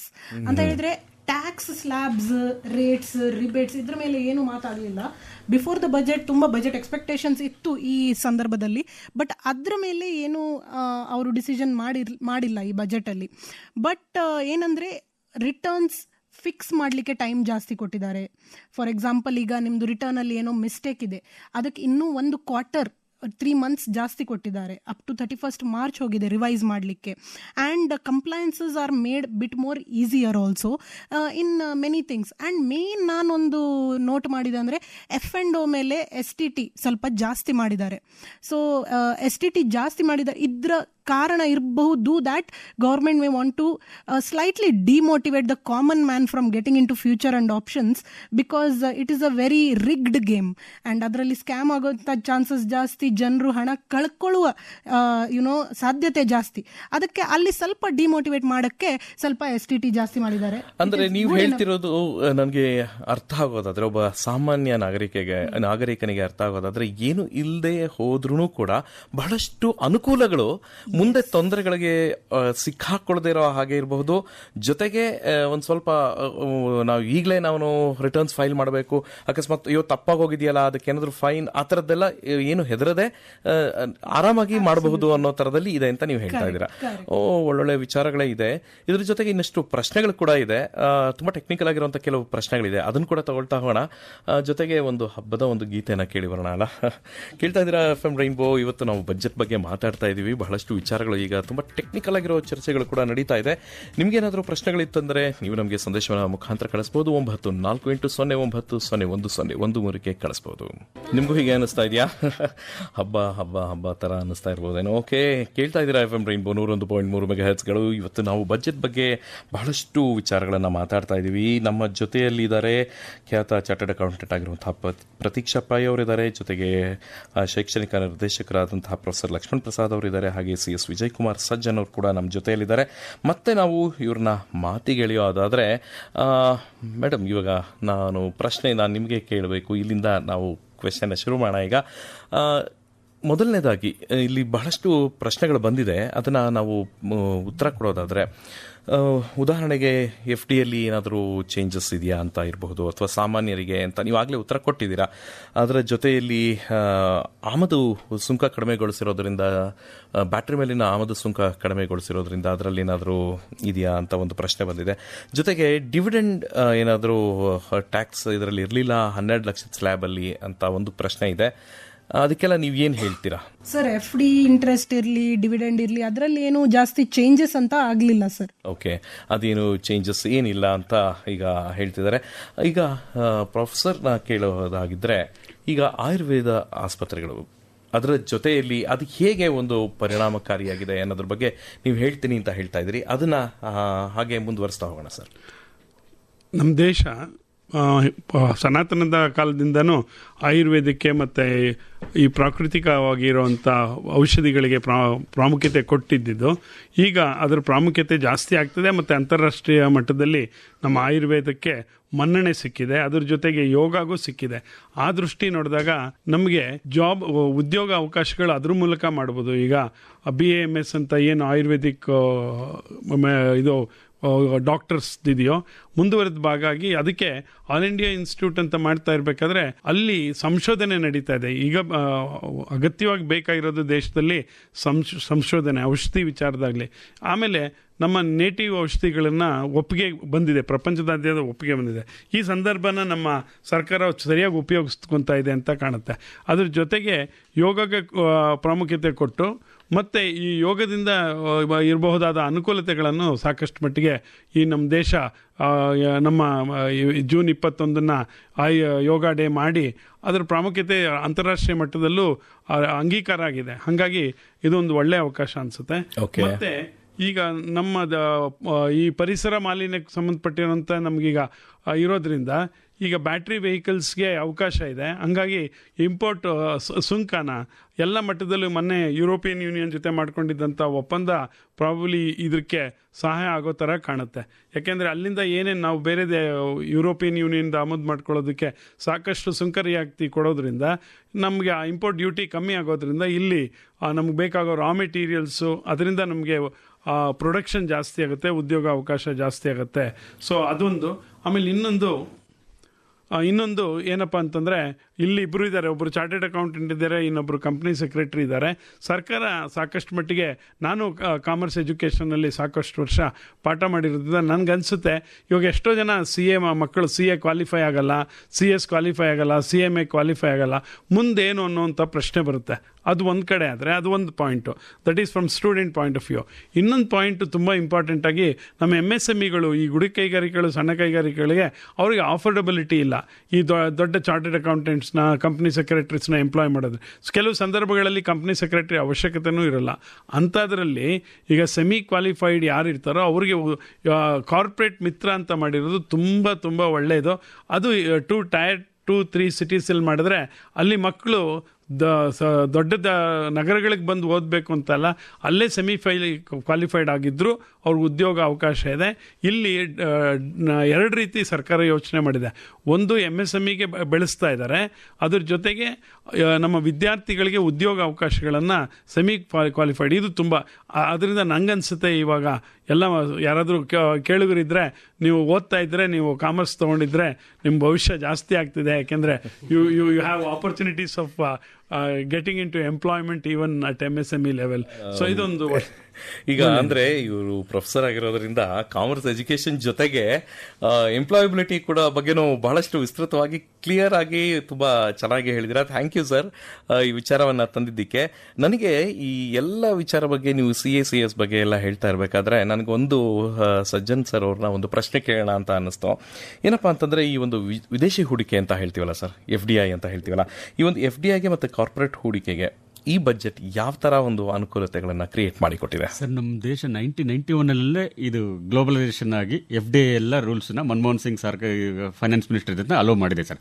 ಇವಾಗ ಎವ್ರಿ ಡೇ ಅದನ್ನ every year every day they are liberalising the FDI rule sir. ಈಗ last few months back insurance ಸೆಕ್ಟರಲ್ಲಿ ಸ್ವಲ್ಪ reforms ಮಾಡಿದ್ರು. ಇವಾಗ ಈ ಬಜೆಟಲ್ಲಿ person resident in India, outside ಇಂಡಿಯಾದವರು ಇನ್ವೆಸ್ಟ್ಮೆಂಟ್ನ ಲಿಮಿಟ್ನ, ಇಂಡಿವಿಜುವಲ್ ಲಿಮಿಟ್ನ 5% 10% ಮಾಡಿದ್ದಾರೆ ಸರ್. ಅಗ್ರಿಗೇಟ್ ಲಿಮಿಟ್ನ ಅಪ್ ಟು 24% ತನ ಅವರು ಜಾಸ್ತಿ ಮಾಡಿದ್ದಾರೆ. ಅಂದ್ರೆ ಇದರ ಅರ್ಥ ಏನು? ಅಂದ್ರೆ ಈ ಒಂದು ರೀಡಿಂಗ್ಸ್ ನಾವು ಒಬ್ಬ ಸಾಮಾನ್ಯ ಜನರು ಹೇಗೆ ಅರ್ಥ ಮಾಡ್ಕೋಬಹುದು ಸರ್? ಅರ್ಲಿಯರ್ ನಾನು 5% ತನ ಅಷ್ಟೇ ಇನ್ವೆಸ್ಟ್ಮೆಂಟ್ ಮಾಡಬಹುದಾಗಿತ್ತು ಇಂಡಿಯಾದಲ್ಲಿ, ಇವಾಗ ಅದನ್ನ 10% ಮಾಡಿದ್ದಾರೆ. ಅದು ಒಂದು ಆಯ್ತು ಸರ್. ಕಾರ್ಪೊರೇಟ್ಸ್, ಈಗ ಔಟ್ಸೈಡ್ ಕಂಪನಿಗಳು, MNC ಕಂಪನಿಗಳು, ಕಾರ್ಪೊರೇಟ್ಸ್ ಅವರು ಒಂದು ಫೆಮಾ ರೆಗ್ಯುಲೇಷನ್ಸ್ ಅಂತ ಇರುತ್ತೆ. RBI FEMA foreign exchange regulation act ಅಂತ ಇರುತ್ತೆ. ಅದರಲ್ಲಿ ಒಂದು ರೂಲ್ಸ್ ಇದೆ. ಆ ರೂಲ್ಸ್ನ ಕಂಪ್ರಿಹೆನ್ಸಿವ್ ಆಗಿ ರಿವ್ಯೂ ಮಾಡಿ ಲಿಬರಲೈಸ್ ಮಾಡೋದೊಂದು ಸೂಚನೆ ಕೊಟ್ಟಿದ್ದಾರೆ ಇದರಲ್ಲಿ ಸರ್. ಆಮೇಲೆ ಕ್ಲೌಡ್ ಸರ್ವಿಸಸ್ನವ್ರಿಗೆ ಟ್ಯಾಕ್ಸ್ ಹಾಲಿಡೇ ಅಂತ ಕೊಡ್ತಾ ಇದ್ದಾರೆ. So which ever company is having A cloud services, ಈಗ ಒನ್ ಡ್ರೈವ್ ಇರ್ಬೋದು, ಗೂಗಲ್ ಡ್ರೈವ್ ಇರ್ಬೋದು, ಆ ಥರ ಕ್ಲೌಡ್ ಸರ್ವಿಸ್ ಟ್ಯಾಕ್ಸ್ ಹಾಲಿಡೇ 2047 ತನ ಏನೋ ಕೊಡೋದಕ್ಕೆ ವಿಚಾರ ಮಾಡಿದ್ದಾರೆ ಸರ್. ಓಕೆ, ಆ ಒಂದು ನೀವೊಂದು ವಿಚಾರ ಹೇಳಿದ್ದನ್ನ ನನಗೆ ಮುಂದಿನ ಪ್ರಶ್ನೆ ಅದೇ ಇತ್ತು. ಈಗ ಪ್ರತೀಕ್ಷಾ ಮೇಡಮ್ ಅವ್ರನ್ನ ನಾನು ಪ್ರಶ್ನೆಯನ್ನ ಕೇಳಬೇಕು ಅಂತ ಅನ್ಸುತ್ತೆ. ಈಗ ಇವರು ಸಜ್ಜನ್ ಸರ್ ಅವರು ಬಹಳಷ್ಟು ವಿಚಾರಗಳನ್ನ ಹೇಳ್ತಾ ಇದ್ರು, ಅಂದ್ರೆ FDI ಇಂದ ಏನೇನಾಗ್ತಾ ಇದೆ ಅಂತ. ಈ ಒಂದು ಉದ್ಯಮ ವಲಯಕ್ಕೆ ಈ ಕ್ಯಾಶ್ ಫ್ಲೋ ಪೊಸಿಷನ್ ಮೇಲೆ ಏನಾದರೂ ಇದರಿಂದ ಪರಿಣಾಮ ಬೀರಬಹುದಾ ಅನ್ನೋದು ನನ್ನ ಪ್ರಶ್ನೆ ಆಗಿದೆ. ಕ್ಯಾಶ್ ಫ್ಲೋ ಪೊಸಿಷನ್ ಅಲ್ಲಿ ಸರ್ ಆವಾಗ ಹೇಳಿದಾಗೆ treads system, basically trade system ಏನಂದ್ರೆ, ಇಫ್ ಅ ಸ್ಮಾಲ್ MSME ಇರಲಿ, ಅವರು ಏನೋ ಒಂದು ಸರ್ವಿಸ್ ಗೌರ್ಮೆಂಟ್ ಏಜೆನ್ಸಿಗೆ ಕೊಡ್ತಾ ಇದ್ದಾರೆ. ಈಗ BHEL, BEL ಎಲ್ಲ ಇರ್ತಾವಲ್ಲ, ಆ ಕಂಪನೀಸ್ಗೂ ಕೂಡ ಏನೋ ಒಂದು ಸರ್ವಿಸಸ್ ಬೇಕಿರುತ್ತೆ, ಏನೋ ಒಂದು ಗೂಡ್ಸ್ ಬೇಕಿರುತ್ತೆ. ಈ MSMEಸ್ಗಳು ಸಪ್ಲೈ ಮಾಡ್ತಾ ಇದ್ರೆ ಅವ್ರು ಏನ್ ಮಾಡ್ತಾರೆ, the MSME will raise an invoice. ಆಯ್ತಾ, ಈಗ 1 ಲಕ್ಷ ಓಕೆ ನಮ್ಮ ಸರ್ವಿಸ್ ಇದು ಚಾರ್ಜ್ ಅಂತ ನಾನು ಫಾರ್ ಎಕ್ಸಾಂಪಲ್ ಒಂದು ಗೌರ್ಮೆಂಟ್ ಕಂಪನಿ BHELಗೆ ಕೊಟ್ಟೆ. ಬಟ್ BHEL ಏನ್ ಹೇಳುತ್ತೆ, we will pay you after 60 days ಅಂತ. ಬಟ್ ನಾನೊಬ್ಳು ಚಿಕ್ಕ ಚಿಕ್ಕ ಉದ್ಯಮಿ ಆದರೆ ನನಗೆ ನಾಳೆ ಹಣ ಬೇಕು ಅಂತ ಇದ್ರೆ ನಾನು ಆ ಇನ್ವಾಯ್ಸ್ ತಕೊಂಡು ಬ್ಯಾಂಕ್ಸ್ ಅಥವಾ NBFCs ಹತ್ರ ಹೋಗಿ ಅದನ್ನ ಡಿಸ್ಕೌಂಟ್ ಮಾಡ್ಬೋದು. ಅಂದ್ರೆ ಇವತ್ತೇ ಅವ್ರು ನನಗೆ ಆ ಹಣ ಕೊಡ್ತಾರೆ, ನಾಳೆ ಅದು ಗವರ್ಮೆಂಟ್ ಕಂಪನಿ ಡೈರೆಕ್ಟ್ ಬ್ಯಾಂಕಿಗೆ ಕೊಡ್ತದೆ. ಆ ವಿಷಯದಲ್ಲಿ liquidity and cash flow support ಈಗ ಗವರ್ಮೆಂಟ್ ಟ್ರೇಡ್ಸ್ ವಿಷಯದಲ್ಲಿ ಕೂಡ ಪುಷ್ ಮಾಡಿದೆ ಈ ಬಜೆಟಲ್ಲಿ. ಪ್ಲಸ್ MSMEs ಇದೆ ಮಾತಾಡ್ತಾ ಇರುವಾಗ ಹೇಳಬೇಕಂದ್ರೆ ಅದು ಸರ್ ಸಹ ಹೇಳಿದ್ರು ಅವಾಗ ಲಿಕ್ವಿಡಿಟಿ ಪುಷ್ ಇದು. Anyways sir has told even about the government looking to take equity stake in MSMEs. That also has been topped up by another 10,000 crore. Okay. So ಇನ್ನೊಂದು ಏನಂತ ಹೇಳಿದ್ರೆ MSMEs ಅಲ್ಲಿ the government this particular government ಇದು ಯಾವತ್ತು ಒಂದು ಮಂತ್ರ ಏನಿತ್ತಂದ್ರೆ is of doing business. ಆ ಪ್ರಕಾರ ಒಂದು ಕಂಪನಿ ಇದು ಇನ್ಕಾರ್ಪೊರೇಟ್ ಮಾಡೋದೆಲ್ಲ ತುಂಬಾ ಈಸಿ ಆಗಿ ಹೋಗಿತ್ತು. But what about carrying on the business? That easy.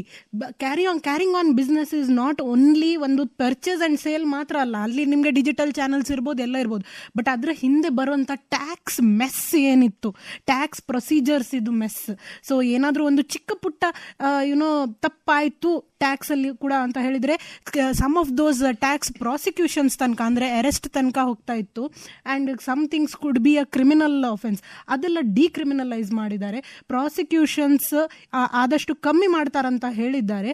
Plus in many cases ಒಂದು ಫೈನ್ ಅಥವಾ ಪೆನಾಲ್ಟಿ ಕಟ್ಟಿ ನೀವು ಅದರಿಂದ ಹೊರಗೆ ಬರ್ಬೋದು ಅಂತ ಹೇಳಿದ್ದಾರೆ. ಪೆನಾಲ್ಟೀಸ್ ಕೂಡ ಅವರು ಲಿಮಿಟ್ ಮಾಡಿದ್ದಾರೆ. ಸೊ ಅದ್ರದ್ದು ಫೈನ್ ಪ್ರಿಂಟ್ ಏನಂತ ಇನ್ನೂ ನೋಡಬೇಕು. And we will see it in due course. ಅಂದರೆ ಈಗ ನೀವೆಲ್ಲರೂ ಮಾತಾಡ್ತಿರೋದನ್ನ ನಾನು ಕೇಳ್ತಾ ಇದ್ರೆ ನನಗೇನಂತ ಅನಿಸ್ತಾ ಇದೆಯಪ್ಪ ಈ ಬಜೆಟ್ ಅಂತಂದರೆ, ಆಗಲೇ ಪ್ರತೀಕ್ಷಾ ಮೇಡಮ್ ಅವ್ರು ಹೇಳಿದಾಗೆ ಇದು ಏನು ಟ್ಯಾಬ್ಲೆಟ್ ಅಲ್ಲ, ಆದರೆ ಒಂದು ಹೆಲ್ದಿ ಮೀಲ್, ಒಂದು ಗುಡ್ ಸ್ಪ್ರೆಡ್ ಆಫ್ ಫುಡ್ ಅನ್ನೋ ಥರದಲ್ಲಿ ಇದೆ ಅಂತ ಅನ್ನಿಸ್ತಾ ಇದೆ. ಇನ್ನಷ್ಟು ಪ್ರಶ್ನೆಗಳು ನನ್ನ ಮನಸ್ಸಿನಲ್ಲಿ ಉಳ್ಕೊಂಡಿದೆ, ಅದರ ಬಗ್ಗೆನೂ ನಾವು ಮಾತಾಡ್ತಾ ಹೋಗೋಣ. ಒಂದು ಒಳ್ಳೆ ಗೀತೆಯನ್ನು ಕೇಳಿದ ನಂತರ ಇನ್ನಷ್ಟು ಪ್ರಶ್ನೆಗಳನ್ನ ತಗೊಳ್ತಾ ಹೋಗೋಣ. ನೀವು ಸಂದೇಶವನ್ನು ಕಳಿಸಬೇಕು ಅಂತಂದರೆ 9480901001 ನಿಮ್ಮ ಸಂದೇಶಗಳನ್ನು ಕಳಿಸಬಹುದು ಸ್ನೇಹಿತರೆ. ಕಚ್ಚಗುಳಿ ನಾ ತಾಳಲಾರೆ. ಓಕೆ, ಇನ್ನಷ್ಟು ಪ್ರಶ್ನೆಗಳು ನಮ್ಮ ಈ ಒಂದು ಬಜೆಟ್ ಸೆಷನಲ್ಲಿ ನಾವು ಮಾತಾಡ್ತಾ ಹೋಗ್ತಾ ಇದ್ದೀವಿ. ತುಂಬ ಟೆಕ್ನಿಕಲ್ ಆಗಿತ್ತು, ತುಂಬ ಟೆಕ್ನಿಕಲ್ ಆಗಿ ಎಲ್ಲರಿಗೂ ಅರ್ಥ ಆಗುವಂಥ ವಿಚಾರಗಳನ್ನು ತುಂಬ ಸರಳವಾಗಿ ಎಲ್ಲರೂ ಇಲ್ಲಿ ತಿಳಿಸುವಂಥ ಪ್ರಯತ್ನವನ್ನು ಮಾಡ್ತಿದ್ದಾರೆ. ಈಗ ನಾನು ಪ್ರೊಫೆಸರ್ ಅವ್ರನ್ನ, ಲಕ್ಷ್ಮಣ್ ಪ್ರಸಾದ್ ಸರ್ ಅವ್ರನ್ನ ಒಂದು ಪ್ರಶ್ನೆಯನ್ನು ಕೇಳಬೇಕು ಅಂತ. ಈಗ ನಾವು ಇಷ್ಟೊತ್ತು ತುಂಬ ಅಂದರೆ MSME ಬಗ್ಗೆ ಮಾತಾಡಿದ್ದೀವಿ, ದೊಡ್ಡ ದೊಡ್ಡ ವಿಚಾರಗಳ ಬಗ್ಗೆ ಎಲ್ಲ ಮಾತಾಡಿದ್ದೀವಿ. ನನಗೆ ತುಂಬ ಬೇಕಾಗಿರುವಂಥ ವಿಚಾರ ಏನಪ್ಪ ಅಂತಂದರೆ, ಒಬ್ಬ ಸಾಮಾನ್ಯ ನಾಗರಿಕರಿಗೆ ಬೇಕಾಗುವಂಥದ್ದು ಏನಪ್ಪ ಅಂತಂದರೆ, ಇವಾಗ ಇನ್ಫ್ರಾಸ್ಟ್ರಕ್ಚರ್. ನಾವು ಏನೇ ನೋಡಿದ್ರು, ನಾವು ಎಲ್ಲಾದರೂ ಹೋಗಬೇಕು ಅಂತಂತಂದರೆ ಅಥವಾ ಯಾವುದೇ ಒಂದು ವಿಚಾರದಲ್ಲಿ ಇನ್ಫ್ರಾಸ್ಟ್ರಕ್ಚರ್ ಡೆವಲಪ್ಮೆಂಟ್ ಅನ್ನೋದು ತುಂಬ ತುಂಬ ಮುಖ್ಯ ಆಗುತ್ತೆ. ಅದೇ ಒಂದು ಇಕೋಸಿಸ್ಟಮ್ ಕ್ರಿಯೇಟ್ ಮಾಡುತ್ತೆ, ಒಂದು ಟೂರಿಸಮ್ ಇರ್ಬೋದು, ಯಾವುದಕ್ಕೆ ಆಗಿರ್ಬೋದು. ಸೊ ಇನ್ಫ್ರಾಸ್ಟ್ರಕ್ಚರ್ಗೆ ಹೇಗಿದೆ ಈ ಒಂದು ಬಜೆಟ್, ಎಷ್ಟು ಪೂರಕವಾಗಿದೆ? ರೀತಿ ಅರ್ಥ ಮಾಡ್ಕೋಬೋದು. ಮೊದಲನೇದು, ಒಂದು ಇನ್ಫ್ರಾಸ್ಟ್ರಕ್ಚರ್ ಅಂದರೆ ಓವರಾಲ್ ಬೆಳವಣಿಗೆಗೆ ಬೇಕಾಗುವಂಥ ಎಲ್ಲ ವ್ಯವಸ್ಥೆ. ಅದರಲ್ಲಿ ಈಗ ಹೈ ಸ್ಪೀಡ್ ರೈಲ್ಸ್ನ ಏನು ಪ್ಲ್ಯಾನ್ ಮಾಡಿದ್ದಾರೆ ಅದು ಸಾಕಷ್ಟು ಇಂಪಾರ್ಟೆಂಟು. ಯಾಕೆಂದರೆ ನಾವೆಲ್ಲ ಬೇರೆ ದೇಶದಲ್ಲಿ 2 hours ಡ್ರೈವ್ ಇದರ ಟ್ರೈನಲ್ಲಿ ಹೋಗಿ ಕೆಲಸ ಮಾಡ್ಕೊಂಬರ್ತಿದ್ವಿ, 200 ಮೈಲಿ ಅಂತೆಲ್ಲ ಹೇಳ್ತಿದ್ರು. ಅಂಥ ಸ್ಥಿತಿ ನಮ್ಮ ದೇಶಕ್ಕೆ ಇನ್ನು ಕೆಲವೇ ವರ್ಷಗಳಲ್ಲಿ ಬರುತ್ತೆ. With high speed and bullet trains ಏನು ಪ್ಲ್ಯಾನ್ ಮಾಡಿದ್ದಾರೆ ಸರ್ಕಾರ, ಇದರಿಂದ ಒಂದು mobility of labour, mobility of industry, mobility of capital ಆಗೋಕ್ಕೆ ಸಾಧ್ಯ ಇದೆ. ಆ ದೃಷ್ಟಿಲಿ ನಮ್ಮ ಕರ್ನಾಟಕಕ್ಕೂ 2 ಹಾಕಿರೋದ್ರಿಂದ ಹೈದರಾಬಾದ್ ಬೆಂಗಳೂರು ಅನ್ನೋದು ಮತ್ತು ಚೆನ್ನೈ ಬೆಂಗಳೂರು ಅದೊಂದು ಸಹಾಯ ಮಾಡುತ್ತೆ ಅಂತ ಅನಿಸುತ್ತೆ. ಜೊತೆಗೆ ದೇಶದಲ್ಲಿ ಎಷ್ಟೋ ದೇಶಗಳು ಅವರ ಒಂದು ಪ್ರವಾಸೋದ್ಯಮದಿಂದಾನೇ ಬದುಕಿದ್ದಾರೆ. ಅಂದರೆ ಅದೇ ಥರನೇ ನಮ್ಮ ದೇಶಕ್ಕೆ ನಮ್ಮದು ಡೈವರ್ಸಿಟಿ ಇದೆ, ತುಂಬ ದೊಡ್ಡ ದೇಶ. ಸೊ ಇಲ್ಲಿ ನಮ್ಮ ಸಂಸ್ಕೃತಿ ವಿವಿಧ ಬಗೆಯದಾಗಿದೆ. ಹಾಗಾಗಿ ಟೂರಿಸಮ್ಗೆ ಸಾಕಷ್ಟು ಒತ್ತು ಕೊಟ್ಟಿದ್ದಾರೆ. ಈಗ ಅದರಿಂದ ರೈಲ್ವೇಸ್ನೂ ಈಗಾಗಲೇ ಆ ಪ್ರೋಸೆಸ್ಸಲ್ಲಿದೆ, ತುಂಬ ಮಾಡರ್ನೈಸೇಷನ್ ಆಗಿದೆ. ಸೊ ಆ ದೃಷ್ಟಿಯಲ್ಲಿ ನೋಡಿದಾಗ ಈ ಒಂದು ಬಡ್ಜೆಟಲ್ಲಿ ಟ್ರಾನ್ಸ್ಪೋರ್ಟ್ಗೆ ಸಾಕಷ್ಟು ಅವಕಾಶ ಇದೆ. ಮತ್ತು ಇನ್ನೊಂದು ಇಂಪಾರ್ಟೆಂಟ್ ರಿಫಾರ್ಮ್ ಏನಂತ ಹೇಳ್ತಾ ಇದ್ದಾರೆ ಅವರು ಅಂದರೆ, high level panel for banking reforms ಅನ್ನೋದನ್ನು ಒಂದು ಒತ್ತು ಕೊಡ್ತಾ ಇದ್ದಾರೆ. ಯಾಕೆಂದರೆ ಸಾಕಷ್ಟು ಬದಲಾವಣೆಗಳು ಈಗ ಆಗಿದೆ. ಈಗ ನಮ್ಮ ರಾಷ್ಟ್ರೀಕೃತ ಬ್ಯಾಂಕುಗಳು ಕೂಡ ಸಾಕಷ್ಟು ಮಟ್ಟಿಗೆ ಆ್ಯಕ್ಟಿವ್ ಆಗಿ ಪಾರ್ಟಿಸಿಪೇಟ್ ಮಾಡ್ತಾ ಇದ್ದಾರೆ. ಆ ದೃಷ್ಟಿಲಿ ನೋಡಿದಾಗ ಬ್ಯಾಂಕಿಂಗ್ ಸೆಕ್ಟರ್ ಈಸ್ ಔಟ್ ಆದರೆ ನಮ್ಮ especially lower middle income group, ಮಧ್ಯಮ ವರ್ಗದವರು, MSME ಅವ್ರಿಗೆ ಲೋನು ಆ ಥರ ಸಾಲ ವ್ಯವಸ್ಥೆ ಸಿಗೋದು ಒಂದು ರೀತಿ ತುಂಬ ಇದು ನೋಡಿ, ಇದಕ್ಕೆ ಸಂಬಂಧಪಟ್ಟಿರ್ತಾರೇ ಲೋನು ಅದಕ್ಕೆಲ್ಲ ಈ ಡಿಜಿಟಲ್ ಪೇಮೆಂಟ್ಸ್ ಮಾಡಿರೋದ್ರಿಂದ ಸರ್ಕಾರ ಅದಕ್ಕೆ ಜಾಸ್ತಿ ಇವತ್ತು ಈಗ AI ಬಗ್ಗೆ ತುಂಬ ಮಾತಾಡಿದ್ದಾರೆ ಇವರು ನಮ್ಮ ಫೈನಾನ್ಸ್ ಮಿನಿಸ್ಟ್ರಿ ಇವತ್ತು AI ಬಗ್ಗೆ. ಸೊ AI ಎಲ್ಲಿ ಇಂಪ್ರೂವ್ ಆಗುತ್ತೋ ಅಲ್ಲಿ it will have an impact on all other. It may be the usage of the various apps ಅಥವಾ ನಾವು ಯೂಸ್ ಮಾಡೋಂಥ ಸಾಕಷ್ಟು ತಂತ್ರಜ್ಞಾನವನ್ನು ಈ AI ಹೆಲ್ಪ್ ಮಾಡುತ್ತೆ. ಈ AI ಹೆಲ್ಪ್ ಮಾಡೋದಕ್ಕೆ ಸರ್ಕಾರ ಜನಗಳಿಗೆ ಈ ಟ್ರಾನ್ಸ್ಪೋರ್ಟೇಷನ್ ಕಮ್ಯುನಿಕೇಷನ್ ಮಾಡೋದ್ರಲ್ಲಿ ಒತ್ತು ಕೊಡ್ತಾ ಇದೆ ಅನ್ನೋದು ನನ್ಗನ್ಸಿದ್ದು. ಒಂದು ಇಷ್ಟು ಅಂದರೆ ಬಹಳಷ್ಟು ವಿಚಾರಗಳನ್ನು ನಾವು ಮಾತಾಡ್ತಾ ಇದ್ದೀವಿ, ಅಂದರೆ AI ಇಂದ ಹಿಡಿದು ಅಥವಾ ಇನ್ಫ್ರಾಸ್ಟ್ರಕ್ಚರ್ ಇಂದ ಹಿಡಿದು. ಇದ್ರ ಜೊತೆಗೆ ಹಾಗೆ ಮಾತಾಡೋದಾದರೆ ಕಂಟೆಂಟ್ ಕ್ರಿಯೇಷನ್, ಇಲ್ಲಿ ಒಬ್ಬರು ಕಂಟೆಂಟ್ ಕ್ರಿಯೇಟರ್ ಕೂಡ ಇದ್ದಾರೆ. ಅವರು ಹೇಗಪ್ಪ ಅಂತಂದರೆ ಚಾರ್ಟರ್ಡ್ ಅಕೌಂಟೆಂಟ್ ಜೊತೆಯಲ್ಲಿ ಕಂಟೆಂಟ್ ಕ್ರಿಯೇಟರ್ ಕೂಡ ಹೌದು. ಕಂಟೆಂಟ್ ಕ್ರಿಯೇಷನ್ ನಿಮ್ಗೆ ತುಂಬ ಖುಷಿ ಕೊಡ್ತಾ ಫಸ್ಟ್ ಆಫ್ ಆಲ್. ಜೊತೆಗೆ ಈ ಒಂದು ಬಜೆಟ್ಟಿಂದ ಯಾವ ಥರದ ಒಂದು ಇದಕ್ಕೆ ಪರಿಣಾಮಗಳು ಇದೆ ಅದನ್ನ ಹೇಳ್ತೀರಾ? ಸೊ ಕಂಟೆಂಟ್ ಕ್ರಿಯೇಷನ್ ಅಂತ ಬರುವುದು under something called orange economy, which is nothing but creative economy. So ನಾನು ಸುಮಾರು ಸತಿ ಎಷ್ಟೋ ವರ್ಷದಿಂದ ಹೇಳ್ತಾ ಇದ್ದೇನೆ, just like entrepreneurship there is something called solopreneurship. Singly a person without going for a job also. ಈಗ ಎಂಪ್ಲಾಯ್ಮೆಂಟ್ ಇದಿಷ್ಟು ಇಶ್ಯೂಸ್ ಇದೆ ನಮ್ಮ ಕಂಟ್ರಿಯಲ್ಲಿ. Why not try solopreneurship where you do something and you are earning something near to what you earn as a salary. Okay, so this is soloprenneurship. And idu content creation labs anta government iga 15,000 schools across 500 locations ಹಾಕ್ತಾ ಇದ್ದಾರೆ. because across 15,000 secondary schools and 500 colleges across the country. ಯಾಕಂತ ಹೇಳಿದ್ರೆ ಈ industry demand ಹೆಚ್ಚಾಗಲಿದೆ. Okay, by around 2030 we will need around 2 million professionals in AVGC ಅಂದರೆ animation, visual effects, gaming and comics. ನಿಮಗೆ ಗೊತ್ತಿರ್ಬೋದು, ಇವಾಗ ಎಜುಕೇಷನ್ ಅಲ್ಲಿ ಕೂಡ it is not just textbook, it is a storytelling. ಈಗ history ಎಲ್ಲ ಓದುವಾಗ it is literally storytelling. Science ಅಲ್ಲಿ ಎಲ್ಲ we see videos of why certain things happen, of experiments. So it is a orange ಇಕಾನಮಿಗೆ growth ಕೊಡ್ಲಿಕ್ಕೆ ಇರುವಂತ ಇದು ಒಂದು ಇದಾಗಿದೆ, ಬಜೆಟ್ ಅಲ್ಲಿ ಇವರು ಪುಷ್ ಮಾಡಿದ್ದಾರೆ. And this will help more and more students. ಈಗ ಸೆಕೆಂಡರಿ ಸ್ಕೂಲ್ಸ್ ಅಲ್ಲೇ ಅಂತ ಹೇಳುವಾಗ ಆದಷ್ಟು ಸ್ಟೂಡೆಂಟ್ಸಿಗೆ ಆ 8th 9th 10th 11th 12th ಆ ಸ್ಟ್ಯಾಂಡರ್ಡ್ ಇದು ಏಜ್ ಅಲ್ಲಿ they will start teaching all this, and this will boost their career opportunities also. And even if there is no job opportunities, because always the complaint is the same, unemployment, job scarcity. Government cannot create job for 160 crore people. So they are doing these kind of provisions where people can start something of their own and become a solopreneur. And in other words, it is nothing but MSME. ನಾನು madam ಇದಕ್ಕೆ add ಮಾಡೋಕ್ಕೆ ಇಷ್ಟಪಡ್ತೀನಿ. ಯಾಕೆಂತಂದರೆ ಈಗ entrepreneurship ಅನ್ನೋದು it's the order of the day. ಇದರಲ್ಲಿ madam ಹೇಳ್ತಾ ಇರೋದ್ರಲ್ಲಿ content ಕ್ರಿಯೇಟಿಂಗಲ್ಲಿ ಏನು ಅಡ್ವಾಂಟೇಜ್ ಅಂದರೆ, ಕ್ರಿಯಾತ್ಮಕವಾಗಿದ್ದರೆ ನೀವು ಆ ಸೃಜನಶೀಲತೆ ಇದ್ದರೆ ನೀವು ಯಾವುದೇ ನಿಮ್ಮ ದುಡ್ಡಿನ ಕೊರತೆ ಅಲ್ಲಿ ಕಾಣಲ್ಲ. ನಿಮ್ಮ ಒಂದು ಬುದ್ಧಿಯಿಂದ ಮತ್ತು ನಿಮ್ಮ ಸೃಜನಶೀಲತೆಯಿಂದ ನೀವು ಸಾಕಷ್ಟು ಮಟ್ಟಿಗೆ ಉದ್ಯೋಗ ಅವಕಾಶಗಳನ್ನು ನೀವೇ ಸೃಷ್ಟಿ ಮಾಡ್ಕೊತೀರ. ಇದು ನಮ್ಮ NEPಲಿದೆ, ನ್ಯೂ ಎಜುಕೇಶನ್ ಪಾಲಿಸಿಲಿ 6ನೇ ತರಗತಿಯಿಂದಾನೇ ಕೌಶಲ್ಯಗಳನ್ನು, ಈ ಕೌಶಲ್ಯ ಅಭಿವೃದ್ಧಿ ಇದ್ರ ಮೂಲಕ ಆಗುತ್ತೆ. ಈಗ ಏನು ಪೈ ಅವರು ಹೇಳಿದ್ರು ಅದ್ರ ಮೂಲಕ ಆಗುತ್ತೆ. ಇದರಿಂದ ನಾವು ಭವಿಷ್ಯದಲ್ಲಿ ನಾವು ಈಗಿರೋ ಮಕ್ಕಳಿಗೆ ನಾವು ಏನು ಈ ವಾಟ್ಸಪ್ಪು ಮತ್ತು ರೀಲ್ಸು ನೋಡ್ತಾ ಇದ್ದಾರೋ ಅಲ್ಲಿಂದ ನಾವು ಇನ್ನೊಂದು ಕಡೆಗೆ ತೊಗೊಂಡು ಹೋಗ್ತಾ ಅವ್ರಿಗೂ ಉದ್ಯೋಗ ಅವಕಾಶ ಆಗುತ್ತೆ, ಮತ್ತು ತಂದೆ ತಾಯಿಗಳಿಗೂ ಅವ್ರಿಗೆ ಟೆನ್ಷನ್ ಕಮ್ಮಿ ಆಗುತ್ತೆ. ಈ ಮಕ್ಕಳು ಮಾಡ್ತಾ ಇರೋದ್ರಿಂದ ಅದರಲ್ಲಿ ಸಾಕಷ್ಟು, ಯಾಕೆಂದರೆ ಕೇಂದ್ರ ಸರ್ಕಾರ ಮಾಡ್ತಾ ಇರೋದ್ರಲ್ಲಿ ಅವರ ದೂರದೃಷ್ಟಿಯದ್ದಾಗಿದ್ದು. ಆದ್ದರಿಂದ ನನಗನ್ಸುತ್ತೆ ಈ ಒಂದು ವಿಚಾರದಲ್ಲಿ ಒಂದು ಒಳ್ಳೆ ಮೂವ್ ಅಂತ. ಅಂದ್ರೆ ಈಗ ಇಷ್ಟೆಲ್ಲ ಅಂದ್ರೆ ಕಂಟೆಂಟ್ ಕ್ರಿಯೇಷನ್ ಬಗ್ಗೆ ಇಷ್ಟೊಂದೆಲ್ಲ ಇದೆಯಾ ಅಂತ ಈಗ ಪೇರೆಂಟ್ಸ್ ಯೋಚನೆ ಮಾಡಬೇಕಾಗಿದೆ. ನನ್ನ ಮಕ್ಕಳಿಗೆ ಇಷ್ಟೊಂದೆಲ್ಲ ಮಕ್ಕಳಿಗೆ ಹೇಳ್ತಾರೆ ಸ್ವಲ್ಪ ಫೋನ್ ನೋಡು ಅಂತ. ತುಂಬಾ ಚೆನ್ನಾಗಿ ಅಂದ್ರೆ ತುಂಬಾ ಕ್ಲಿಷ್ಟಕರವಾಗಿರೋದನ್ನ ತುಂಬಾ ಈಸಿಯಾಗಿ ನಾವು ಮಾತಾಡ್ತಾ ಇದ್ವಿ. ಈಗ ಒಂದು ಗೀತೆಯನ್ನು ಕೇಳಿ ಬರೋಣ. ಇದಾದ್ಮೇಲೆ ಸಜ್ಜನ್ ಸರ್ ಅವರು ಏನೋ ಒಂದು ಮಂದಹಾಸದಲ್ಲಿ ಕೂದಿದ್ದಾರೆ, ಯಾಕೆ ಅಂತ ಕೂಡ ಹಾಡಿನ ಆ ಬದಿಯಲ್ಲಿ ಕೇಳ್ತಾ ಹೋಗೋಣ. ಕೇಳ್ತಾರೆ ಎಫ್ ಎಂ ರೈನ್ಬೋ. ಈ ಒಂದು ಕಾರ್ಯಕ್ರಮ ಇನ್ನೊಂದು 15 ನಿಮಿಷಗಳ ಕಾಲ ಇನ್ನು ಮುಂದುವರಿಯುತ್ತೆ.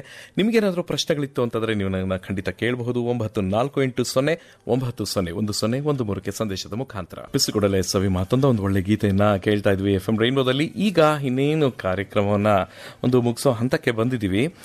ಅದಕ್ಕೆ ಮೊದಲು ನಾನು ನಿಮಗೆ ಹೇಳಿದೆ, ನಮ್ಮ ಸಜ್ಜನ್ ಸರ್ ಅವರು ಏನೋ ಒಂದು ಮಂದಹಾಸದಲ್ಲಿ ಕೂತಿದ್ದಾರೆ ಅಂತ. ಅದೇನಂತ ನಾವಿವಾಗ will try to decipher that. Sir, ಏನಂತೀರಾ, ಈ ಒಂದು ಕಂಪನಿಗಳಿಗೆ ಈ ಒಂದು ಬಜೆಟಿಂದ ಯಾವ ಥರದ ಒಂದು ಉಪಯೋಗ ಇರಬಹುದು? ಸರ್, ಕಂಪನಿಗಳಿಗೆ ಉಪಯೋಗ ಜೊತೆಗೆ ಜನಸಾಮಾನ್ಯರಿಗೂ ಉಪಯೋಗ ಆಗ್ಬೇಕು ಸರ್. ಇದು ಈ ಕಂಪನಿಯಿಂದ ನಮಗೂ ಜನಸಾಮಾನ್ಯರಿಗೂ ಅಫೆಕ್ಟ್ ಆಗಿರ್ತೀವಿ. ಹೇಗೆ? ಈಗ ಈ ನಮ್ದು ಲ್ಯಾಂಡ್ ಲೂಸ್ ಆಗಿರುತ್ತೆ, ಕಂಪ್ನಿಗಳು ಅಲ್ಲಿ ಬಂದು ಇಂಡಸ್ಟ್ರಿ ಇದನ್ನು ಮಾಡಿರ್ತಾರೆ, ನಾವು ಲ್ಯಾಂಡ್ ಲೂಸ್ ಆಗಿರ್ತೀವಿ, ನಮ್ದು ಶಾಲೆಗೆಲ್ಲ ಸ್ವಲ್ಪ ಪೊಲ್ಯೂಷನ್ ಬಂದಿರ್ಬೋದು, ಇಂಡೈರೆಕ್ಟ್ ಆಗಿ ಏನೋ ಸ್ವಲ್ಪ ಅಫೆಕ್ಟೆಡ್ ಪಾರ್ಟಿ ಇರ್ತೀವಿ ನಾವು. ನಾವೆಲ್ಲ ಈಗ ಡಿಸ್ಕಸ್ ಮಾಡ್ತಿರೋದೆಲ್ಲ ನೇರವಾದ ಬಜೆಟ್ ಸುಧಾರಣೆಗಳು. ಇಂಡೈರೆಕ್ಟ್ ಆಗಿ ಈ ಸುಧಾರಣೆಯಿಂದ ಕಂಪ್ನಿದಲ್ಲಿ ಪ್ರಾಫಿಟ್ ಜಾಸ್ತಿ ಆಗುತ್ತೆ ಸರ್, ಟರ್ನ್ ಓವರ್ ಜಾಸ್ತಿ ಆಗುತ್ತೆ. ಇವಾಗ ನೀವು ಕನ್ಸಿಡರ್ ಮಾಡಿದ್ರೆ ಕಂಪ್ನಿ ಆಸ್ ಆನ್ ಟುಡೇ 20,17,527 ಕಂಪ್ನಿಗಳು ಇದಾವೆ ಸರ್. ಅದರಲ್ಲಿ ಕಾರ್ಪೊರೇಟ್ ಸೋಷಿಯಲ್ ರೆಸ್ಪಾನ್ಸಿಬಿಲಿಟಿ ಕಂಪನಿಗಳು ಎಲಿಜಿಬಲ್ ಇರೋದು 23-24 ಅಲ್ಲಿ 27,188 ಸರ್. ಆ 27,188 ಕಂಪನಿಗಳು 34,908 ಕೋಟಿ ರೂಪಾಯಿ CSR ಅಲ್ಲಿ ಅದು ಖರ್ಚು ಮಾಡಿದೆ ಸರ್. ಇದು ಇಂಡೈರೆಕ್ಟ್ ಆಗಿ ಬೆನಿಫಿಟ್ ಆಫ್ ದಿ ಬಜೆಟ್. ಅಂದರೆ ಇದೊಂಥರ ತುಂಬ ಇಷ್ಟ ಆಯಿತು, ಒಂದು ಒಳ್ಳೆ ಸ್ವೀಟ್ ಕೊಟ್ಟಂಗೆ ಇದು ಜನಸಾಮಾನ್ಯರಿಗೂ ಕೂಡ. ಅಂದರೆ ನೇರವಾಗಿ ಜೊತೆಗೆ ಇಂಡೈರೆಕ್ಟ್ಲಿ ಆಲ್ಸೋ ಯಾವ ಥರ ಒಂದು ಜನಸಾಮಾನ್ಯರಿಗೆ ಇದರಿಂದ ತುಂಬ ಒಂದು ಅನುಕೂಲವಾಗಿದೆ ಅನ್ನೋದನ್ನು ನೀವು ವಿಚಾರನ ತಿಳಿಸ್ಕೊಟ್ರಿ. ಈಗ ನಾನು ಪ್ರೊಫೆಸರ್ ಅವ್ರನ್ನ ಮತ್ತೆ ಮಾತಿಗೆ ಹೇಳಿದ್ದೀನಿ. 3 ಜನಕ್ಕೆ ಒಂದೇ ಪ್ರಶ್ನೆ ತಗೊಂಡು ನಾವು ಈ ಒಂದು ಕಾರ್ಯಕ್ರಮವನ್ನು ಮುಕ್ತಾಯ ಹಂತಕ್ಕೆ ತಗೊಂಡು ಹೋಗೋಣ. ಏನಪ್ಪ ಅಂತಂದರೆ, 2047 ಒಂದು ವಿಕಸಿತ ಭಾರತ ಜೊತೆಗೆ ಆತ್ಮನಿರ್ಭರತೆಯ ಬಗ್ಗೆ ನಾವು ಬಹಳಷ್ಟು ಚರ್ಚೆ ಮಾಡಿದ್ದೀವಿ. ಬಹಳಷ್ಟು ವಿಚಾರಗಳು ಕೂಡ ಆತ್ಮನಿರ್ಭರತೆ ಕಡೆಗೆ ನಾವು ಹೋಗೋದಕ್ಕೆ ಪ್ರಯತ್ನವನ್ನು ಪಡ್ತಾ ಇದ್ದೀವಿ. ಈ 2 ಅಂಶಗಳ ನಿಟ್ಟಿನಲ್ಲಿ, ಅಂದರೆ ವಿಕಸಿತ ಭಾರತ 2047 ವಿಕಸಿತ ಭಾರತ್ ಜೊತೆಗೆ ಆತ್ಮನಿರ್ಭರ ಭಾರತ್ಗೆ ಪೂರಕವಾಗಿ ಈ ಒಂದು ಬಜೆಟ್ ಆಯವ್ಯಯ ನಿಮಗೆ ಹೇಗನ್ಸುತ್ತೆ ಪ್ರೊಫೆಸರ್ ಸರ್? ಇದರಿಂದನೇ ಎಲ್ಲ ಮುಂದೆ ವಿಕಸಿತ ಭಾರತ ಅಥವಾ ಆತ್ಮನಿರ್ಭರ ಭಾರತ ಆಗುತ್ತೆ ಅಂತ ಹೇಳಲಿಕ್ಕೆ ಬರಲ್ಲ. ಈ ಏನು ಸರ್ಕಾರದ ನೀತಿ ಇದೆ, ಅದೇ ಕನ್ಸಿಸ್ಟೆನ್ಸಿ ಇದೆ ಮತ್ತು ಪ್ರಿಡಿಕ್ಟಬಿಲಿಟಿ ಇದೆ. ಇದರಿಂದ ಮುಂದೆ ಇವರು ಇವತ್ತಿನ ಬಡ್ಜೆಟಲ್ಲಿ ಅನೌನ್ಸ್ ಮಾಡಿರೋ MSME ಎಕ್ಸಾಂಪಲ್ ತೊಗೊಂಡ್ರೆ ಅದು ಆತ್ಮನಿರ್ಭರ ಭಾರತದ ಒಂದು ನೇರ ಅದರ ಒಂದು ಫಲಿತಾಂಶ. ಸೊ ನೀವು ನಮ್ಮ ದೇಶದಲ್ಲೇ ನೀವು ಉತ್ಪಾದನೆ ಮಾಡಿ, ದೇಶದಲ್ಲೇ ಕನ್ಸಂಪ್ಷನ್ ಮಾಡಿ. ಸೊ ಬೇರೆ ದೇಶದ ಇಲ್ಲಿ ನಮಗೆ ಅವಕಾಶ ಇರೋದು ಭಾರತ ದೇಶದಲ್ಲಿ ವಿಶೇಷವಾಗಿ ಈ 140-150 ಕೋಟಿ ಪಾಪ್ಯುಲೇಷನಿಂದ ನಿಮಗೆ ಸಾಕಷ್ಟು ಕನ್ಸಂಪ್ಷನ್ ಇಲ್ಲೇ ಆಗುತ್ತೆ. ಆದ್ದರಿಂದ ಪ್ರೊಡಕ್ಷನ್ಗೆ ಅವಕಾಶ ಇದೆ. ಹಾಗಾಗಿ ನೀವು ಆತ್ಮನಿರ್ಭರ ಭಾರತ ಮತ್ತು ಅಥವಾ ನಮ್ಮ ವಿಕಸಿತ ಭಾರತ್ಗೆ ಹೆಂಗೆ ಸಹಾಯ ಆಗ್ತಿದೆ ಅಂದರೆ, ಯಾವ್ಯಾವ ಕಾರ್ಯಕ್ರಮಗಳನ್ನು ನಾವು ಹಮ್ಮಿಕೊಂಡಿದ್ದಾರೋ ಈ ಸರ್ಕಾರ, ಅದರಲ್ಲಿ ಸಂಶೋಧನೆ ಸೇರಿದೆ. ಮತ್ತು ಇತ್ತೀಚೆಗೆ ಒಂದು 6 ತಿಂಗಳ ಕೆಳಗೆ ಅವ್ರು ಮಾಡಿದ್ದ GST ರಿಫಾರ್ಮ್ಸ್ ಏನಾಗಿದೆ ಮತ್ತು ಅದರಲ್ಲಿ ಕಡಿತ ಏನಾಗಿತ್ತು, ಅದರಿಂದ ಸಾಕಷ್ಟು ಉತ್ಪಾದಕರಿಗೆ ಮತ್ತು ಗ್ರಾಹಕರಿಗೆ ತಲುಪಿದೆ. ಸೊ ಹಾಗಾಗಿ ಇನ್ನು ಮುಂದಿನ ದಿನಗಳಲ್ಲಿ ಏನಾಗುತ್ತೆ ಅಂತಂದರೆ, ನಮ್ಮ ಆದಾಯ ಏನಿದೆ ಆ ಆದಾಯ ಕೂಡ ಈ ಡಿಸ್ಪೋಸಬಲ್ ಇನ್ಕಮ್ ಅಂತ ಕರಿತೀವಿ ನಾವು, ಆ ಡಿಸ್ಪೋಸಬಲ್ ಇನ್ಕಮ್ಮು ಕೂಡ ಜಾಸ್ತಿ ಆಗ್ತಾ ಇದೆ. ಮತ್ತು ಎಷ್ಟೋ ಕಾರ್ಯಕ್ರಮಗಳು ಈ ಕೇಂದ್ರ ಸರ್ಕಾರ ಹಾಕ್ಕೊಂಡಿರ್ಬೋದು ಅಥವಾ ಸರ್ಕಾರಗಳು ಹಾಕ್ಕೊಂಡಿರೋದು ಉದ್ಯೋಗ ಅವಕಾಶಗಳು ಜಾಸ್ತಿ ಮಾಡ್ತಾ ಒಂದು ಬಡತನದ ರೇಖೆಯಲ್ಲಿರುವಂಥ ಜನ ಕೂಡ ಕಮ್ಮಿ ಆಗ್ತಾ ಇದ್ದಾರೆ ಮತ್ತು ಸಾಕಷ್ಟು ಸವಲತ್ತುಗಳನ್ನು ಕೊಡ್ತಾ ಇದ್ದಾರೆ. ಈಗ ಕೇಂದ್ರ ಸರ್ಕಾರದ ಎಷ್ಟೋ ನೀತಿಗಳು, ಅವರು ನೀರಿನ ಒಂದು ಅವಕಾಶ ಇರ್ಬೋದು, ಮನೆಗಳ ಅವಕಾಶ ಮಾಡಿಕೊಡ್ತಾ ಇರೋದು, ಇವೆಲ್ಲದರಿಂದ ಏನಾಗ್ತಾ ಇದೆ ಅಂತಂದರೆ, ಈ ನಮ್ಮ ಪ್ರಪಂಚದಲ್ಲಿ ಎಷ್ಟೇ ಕಾಂಪ್ಲೆಕ್ಸ್ ಆಗಿ ಇದ್ರೂ ಹೊರ ದೇಶಗಳು, ಅದು ನೀವು ಐರೋಪ್ಯ ರಾಷ್ಟ್ರಗಳನ್ನಾದರೂ ತಗೊಳ್ಳಿ ಅಥವಾ ದೊಡ್ಡಣ್ಣ ಅಂತ ಕರೆಯುವಂಥ ಅಮೇರಿಕಾನಾದರೂ ತಗೊಳ್ಳಿ ಅಥವಾ ಏಷ್ಯನ್ ದೇಶಗಳು, ಚೈನಾ, ರಷ್ಯಾ, ಎಲ್ಲದರಲ್ಲೂ ಒಂದಲ್ಲ ಒಂದು ರೀತಿ ಸಂಕಷ್ಟದಲ್ಲಿದೆ. ನಮ್ಮ ಈ ಒಂದು ಆರ್ಥಿಕ ನೀತಿ ಮತ್ತು ಜಿಯೋ ಪೊಲಿಟಿಕಲ್ ಏನು ಕಾಣಿಸ್ತಿದ್ದೀವಿ, ಇದರಿಂದ ದೇಶಕ್ಕೆ ಒಳ್ಳೆ ಭವಿಷ್ಯ ಇದೆ ಅನಿಸುತ್ತೆ. ಅದರಿಂದ ಈ ಆತ್ಮನಿರ್ಭರ್ ಭಾರತ್ ಆಗೋದ್ರಲ್ಲಿ ಖಂಡಿತ ಸಂದೇಹನೇ ಇಲ್ಲ. ಜೊತೆಗೆ ಮುಖ್ಯವಾಗಿ ಹೇಳಬೇಕಾಗಿರೋದು, there long way to go, this is only we are in the right direction ಅನ್ನೋದಕ್ಕೆ ಇದು ಒಂದು. ಅಂದರೆ ಇವತ್ತು ನಾವೆಲ್ಲ ಮಾತಾಡಿದ್ದು ಎಲ್ಲ ಚೆನ್ನಾಗಿದೆ ಅಂತಂದರೆ ಖಂಡಿತ ಚೆನ್ನಾಗಿದೆ. ಯಾಕೆಂದರೆ ಇದು ದೀರ್ಘಾವಧಿ ಪ್ಲ್ಯಾನ್ಗಳು. ಇದ್ರ ಮಧ್ಯೆ ಕೆಲವು ಸಣ್ಣ ಪುಟ್ಟ ಅಡೆತಡೆಗಳು ಅಥವಾ ಈಗಿಂದ ಟ್ಯಾರಿಫ್ಗಳಿಂದ ಆಗ್ಬೋದಾಗಿರುವಂಥ ಸಂಕಷ್ಟಗಳು ಇರುತ್ತೆ. ಆದರೂ ಕೂಡ ಸದೃಢವಾದ ಒಂದು ದೇಶ ಮಾಡಲಿಕ್ಕೆ ಆತ್ಮನಿರ್ಭರ್ ಭಾರತ್ ಕಡೆ ನಡೀತಾ ಇದೆ ಅಂತ. ಆದರೆ ಇನ್ನೂ ಸಾಕಷ್ಟು ಶಿಕ್ಷಣದಲ್ಲಿ ಸುಧಾರಣೆ ಆಗಬೇಕು, ಹೈಯರ್ ಎಜುಕೇಷನ್ಗೆ, ಉನ್ನತ ಶಿಕ್ಷಣಕ್ಕೆ ಒತ್ತು ಕೊಡಬೇಕು, ಮತ್ತು ಈ ಒಂದು ನಮ್ಮ ವೈದ್ಯಕೀಯ ಶಿಕ್ಷಣ ಮತ್ತು ವೈದ್ಯಕೀಯ ಸವಲತ್ತುಗಳು ಎಲ್ಲ ಇನ್ನೂ ಸಾಕಷ್ಟು ಪ್ರಮಾಣದಲ್ಲಿ ಆಗಬೇಕು. ಬಟ್ ಆಶಾದಾಯಕವಾಗಿ ನೋಡಬೇಕಾದ್ರೆ ಅಥವಾ ಪಾಸಿಟಿವ್ ಆಗಿದ್ದರೆ ಖಂಡಿತ ಈ ದೇಶಕ್ಕೆ ತುಂಬ ಒಳ್ಳೆ ಅದ್ಭುತವಾದ ಮಾತುಗಳನ್ನ ಹೇಳ್ತಾ ಇದ್ರು ಪ್ರೊಫೆಸರ್ ಅವರು. ಇದನ್ನೇ ಪ್ರಶ್ನೆಯನ್ನ ನಾನು ನಮ್ಮ ಚಾರ್ಟರ್ಡ್ ಅಕೌಂಟೆಂಟ್ ಅವ್ರನ್ನ ಕೇಳಿದ್ರೆ, ಪೈ ಮೇಡಮ್ ಅವ್ರನ್ನ, ಪ್ರತೀಕ್ಷಾ ಪೈ ಅವ್ರನ್ನ ಕೇಳಿದ್ರೆ, ನಿಮ್ಗೇನ್ ಅನ್ಸುತ್ತೆ ಇದ್ರ ಬಗ್ಗೆ? ಅಂದ್ರೆ ಆತ್ಮನಿರ್ಭರ್ ಭಾರತ್ ಮತ್ತು ವಿಕಸಿತ ಭಾರತದ ಬಗ್ಗೆ. ವಿಕಸಿತ್ ಭಾರತ್ ಇದು ವಿಷಯ ನಾವು ಮಾತಾಡುವಾಗ 2 points stand out for me. One is the goal of domestic manufacturing capacity and capability. ಇನ್ನೊಂದು ಮಾನಿಟರಿ ಸ್ಟೆಬಿಲಿಟಿ ಬೈ 2047. ಇದು ವಿಕಸಿತ್ ಭಾರತ್ ಇಸ್ 2047 ಇದು ಗೋಲ್. ಓಕೆ, ಸೊ ಇದರಲ್ಲಿ ಹೇಳಬೇಕಾದ್ರೆ ಫೈನಾನ್ಷಿಯಲ್ ಸೆಕ್ಟರ್ ಸ್ಟೆಬಿಲಿಟಿಗೆ ಕೆಲವೊಂದು ಈಗ ಕೆಲವು ಸ್ಟೆಪ್ಸ್ ನಾನು ಹೇಳಿದಾಗೆ ಇದು ಒಂದು ವರ್ಷದಲ್ಲಿ ಅಚೀವ್ ಆಗುವಂಥದ್ದಲ್ಲ, ಇದು ಲಾಂಗ್ ಟರ್ಮ್ ಗೋಲ್. ಅದ್ರದ್ದು ಫೌಂಡೇಶನ್ ಸೆಟ್ ಆಗ್ತಾ ಉಂಟೀಗ. ಸೊ ಅದರಲ್ಲಿ ಏನಂದರೆ ಅದು municipal bonds issuance, incentive of up to 100 crores for single issuance of municipal bonds of more than 1000 crore rupees. ಅದು ಮತ್ತು restructuring of power finance corporation ಇರಲಿ, rural electrification corporation ಇರಲಿ, ಮತ್ತು ಇದು ಮ್ಯಾನುಫ್ಯಾಕ್ಚರಿಂಗ್ ವಿಷಯದಲ್ಲಿ ಬರಬೇಕಾದ್ರೆ ಇಲ್ಲಿ this is very interesting actually. Focus is there on manufacturing of a lot of things including semiconductor and rare earth. ಈಗ US ಚೈನಾ ಮೇಲೆ ಅಷ್ಟು ಟ್ಯಾರಿಫ್ ಹಾಕಲಿಕ್ಕೆ ಹಿಂದೆ ಬರ್ತಾ ಇದೆ, ಜಾಸ್ತಿ ಅವರಿಗೆ ಇದು ಮಾಡ್ತಾ ಇಲ್ಲ. ಯಾಕೆ? China is a major producer of rare earth. Rare earth ಇಂಡಿಯಾದಲ್ಲಿ ಇಲ್ವಾ? ರೇರ್ ಅರ್ತ್ ಇದೆ, ಬಟ್ ಎಕ್ಸ್ಪರ್ಟೀಸ್ ಇಲ್ಲ ಅದು ಎಕ್ಸ್ಟ್ರಾಕ್ಟ್ ಮಾಡುವಂಥದ್ದು. ಸೆಮಿ ಕಂಡಕ್ಟರ್ ಇಂಡಿಯಾದಲ್ಲಿ ಆಗ್ಲಿಕ್ಕೆ ಸಾಧ್ಯ ಇಲ್ವಾ? ಇದೆ, ಬಟ್ ನಮ್ಮ ಹತ್ರ ಆ ಕೇಪಬಿಲಿಟೀಸ್ ಇಲ್ಲ, ಆ ಎಕ್ಸ್ಪರ್ಟೀಸ್ ಇಲ್ಲ. So the government is pushing for manufacturing of in fact in this year Gujarat ಅಲ್ಲಿ first semiconductor chip will be manufactured. But ಆ ವಿಷಯದಲ್ಲಿ ಕೂಡ ಗವರ್ಮೆಂಟ್ ಫೋಕಸ್ ಹಾಕಿದೆ.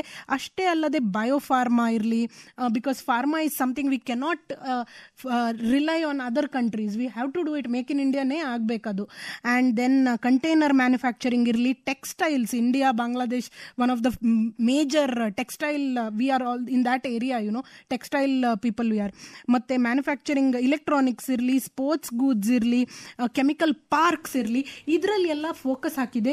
These are all the long term game. It is all ಲಂಬೆ race ಕಾ ಘೋಡಾ.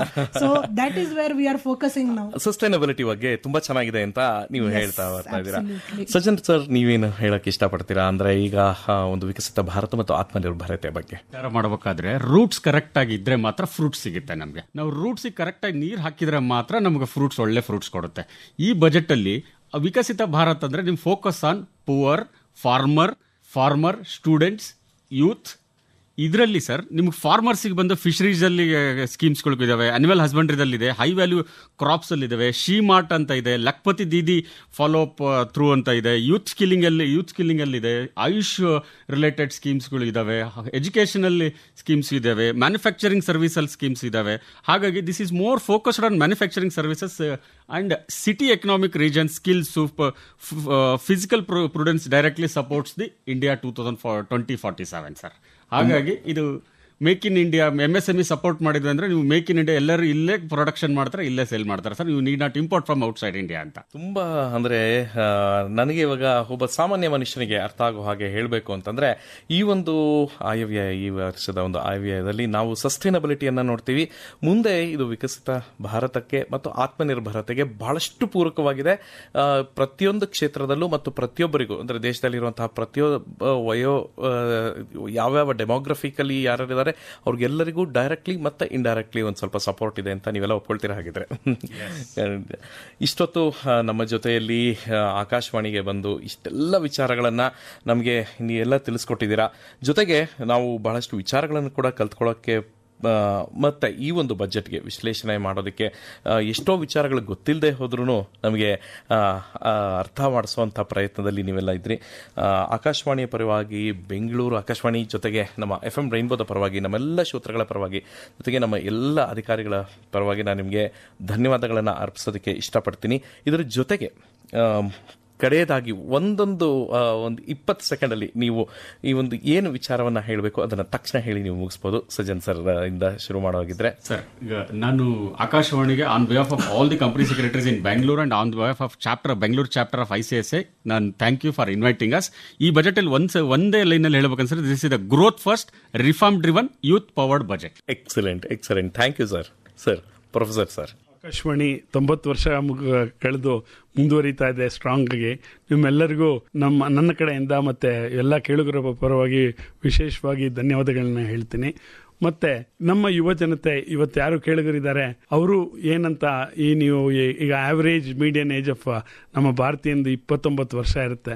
ಇನ್ನು 30 ವರ್ಷ ವಿಕಸಿತ ಭಾರತ ಆಗಬೇಕಾದ್ರೆ ಈ ಯುವ ಜನತೆ ಯಾರು ಕೇಳುಗರಿದ್ದೀರಾ, ಮತ್ತೆ ಈ ಏಜ್ ಗ್ರೂಪಲ್ಲಿ 15ರಿಂದ 30-40 ಏಜ್ ಗ್ರೂಪಲ್ಲಿದ್ದೀರಾ, ನೀವೆಲ್ಲನೂ ದೇಶಕ್ಕೋಸ್ಕರ ಅಂತ ಮಾಡಿ ಈ ದೇಶ ಇನ್ನೂ ಬೃಹತ್ ಮಟ್ಟಿಗೆ ಬೆಳಿಬೇಕು, ವಿಶ್ವಗುರು ಆಗಬೇಕು. ಇದಕ್ಕೆ ನಾನು ಆಕಾಶವಾಣಿ ಮೂಲಕ ಆಕಾಶವಾಣಿ ಯಾಕೆಂದರೆ ಸದೃಚಿ ಮತ್ತು ಎಲ್ಲ ಸಂಸ್ಕಾರಯುತವಾದ ಕಾರ್ಯಕ್ರಮಗಳನ್ನ ನಡೆಸ್ಕೊಡ್ತಾ ಇರೋದ್ರಿಂದ ಅವ್ರ ಮೂಲಕ ಕೇಳ್ಕೊತೀನಿ. ಇದೊಂದು ಅವಕಾಶ ನನಗೆ ತುಂಬ ಸಂತೋಷ ತಂದಿದೆ. Thank you sir. Madam, so ಈ ಬಜೆಟ್ 60 ಸೆಕೆಂಡ್ಸ್ ಅಲ್ಲಿ ಹೇಳಬೇಕಂತ ಹೇಳಿದ್ರೆ, ease of doing business, ease of compliances with respect to business and foundation of new India. And this budget is loud and clear in telling that we are in for the long game. Okay ತುಂಬ summarised ಆಗಿ ವಿಶಾಲವಾಗಿ ನಾವು ಮಾತಾಡಿ summarised ಆಗಿ ಬಹಳಷ್ಟು ವಿಚಾರ ನಾವು ಇವತ್ತಿನ ಬಜೆಟಲ್ಲಿ ತಿಳ್ಕೊಂಡಿದ್ದೀವಿ. ಇವತ್ತಿನ ಅನಾಲಿಸಿಸ್ ಅಲ್ಲಿ ಇಷ್ಟೊತ್ತು ನಮ್ಮ ಜೊತೆಯಲ್ಲಿದ್ದಂತಹ CA ಪ್ರತೀಕ್ಷಾ ಪೈ ಅವರಿಗೂ ಮತ್ತು ಪ್ರೊಫೆಸರ್ BS ಲಕ್ಷ್ಮಣ್ ಪ್ರಸಾದ್ ಅವರಿಗೂ, ಜೊತೆಗೆ CS ವಿಜಯ್ ಕುಮಾರ್ ಸಜ್ಜನ್ ಅವರಿಗೂ ಆಕಾಶವಾಣಿಯ ಪರವಾಗಿ ಎಲ್ಲ ಶ್ರೋತೃಗಳ ಪರವಾಗಿ ಧನ್ಯವಾದಗಳನ್ನು ಅರ್ಪಿಸ್ತಾ ಕಾರ್ಯಕ್ರಮವನ್ನು ಮುಗಿಸ್ತಾ ಇದ್ದೀನಿ. ಪ್ರೀತಿಯ ಧನ್ಯವಾದಗಳು ಎಲ್ಲರಿಗೂ. ನಮಸ್ಕಾರ.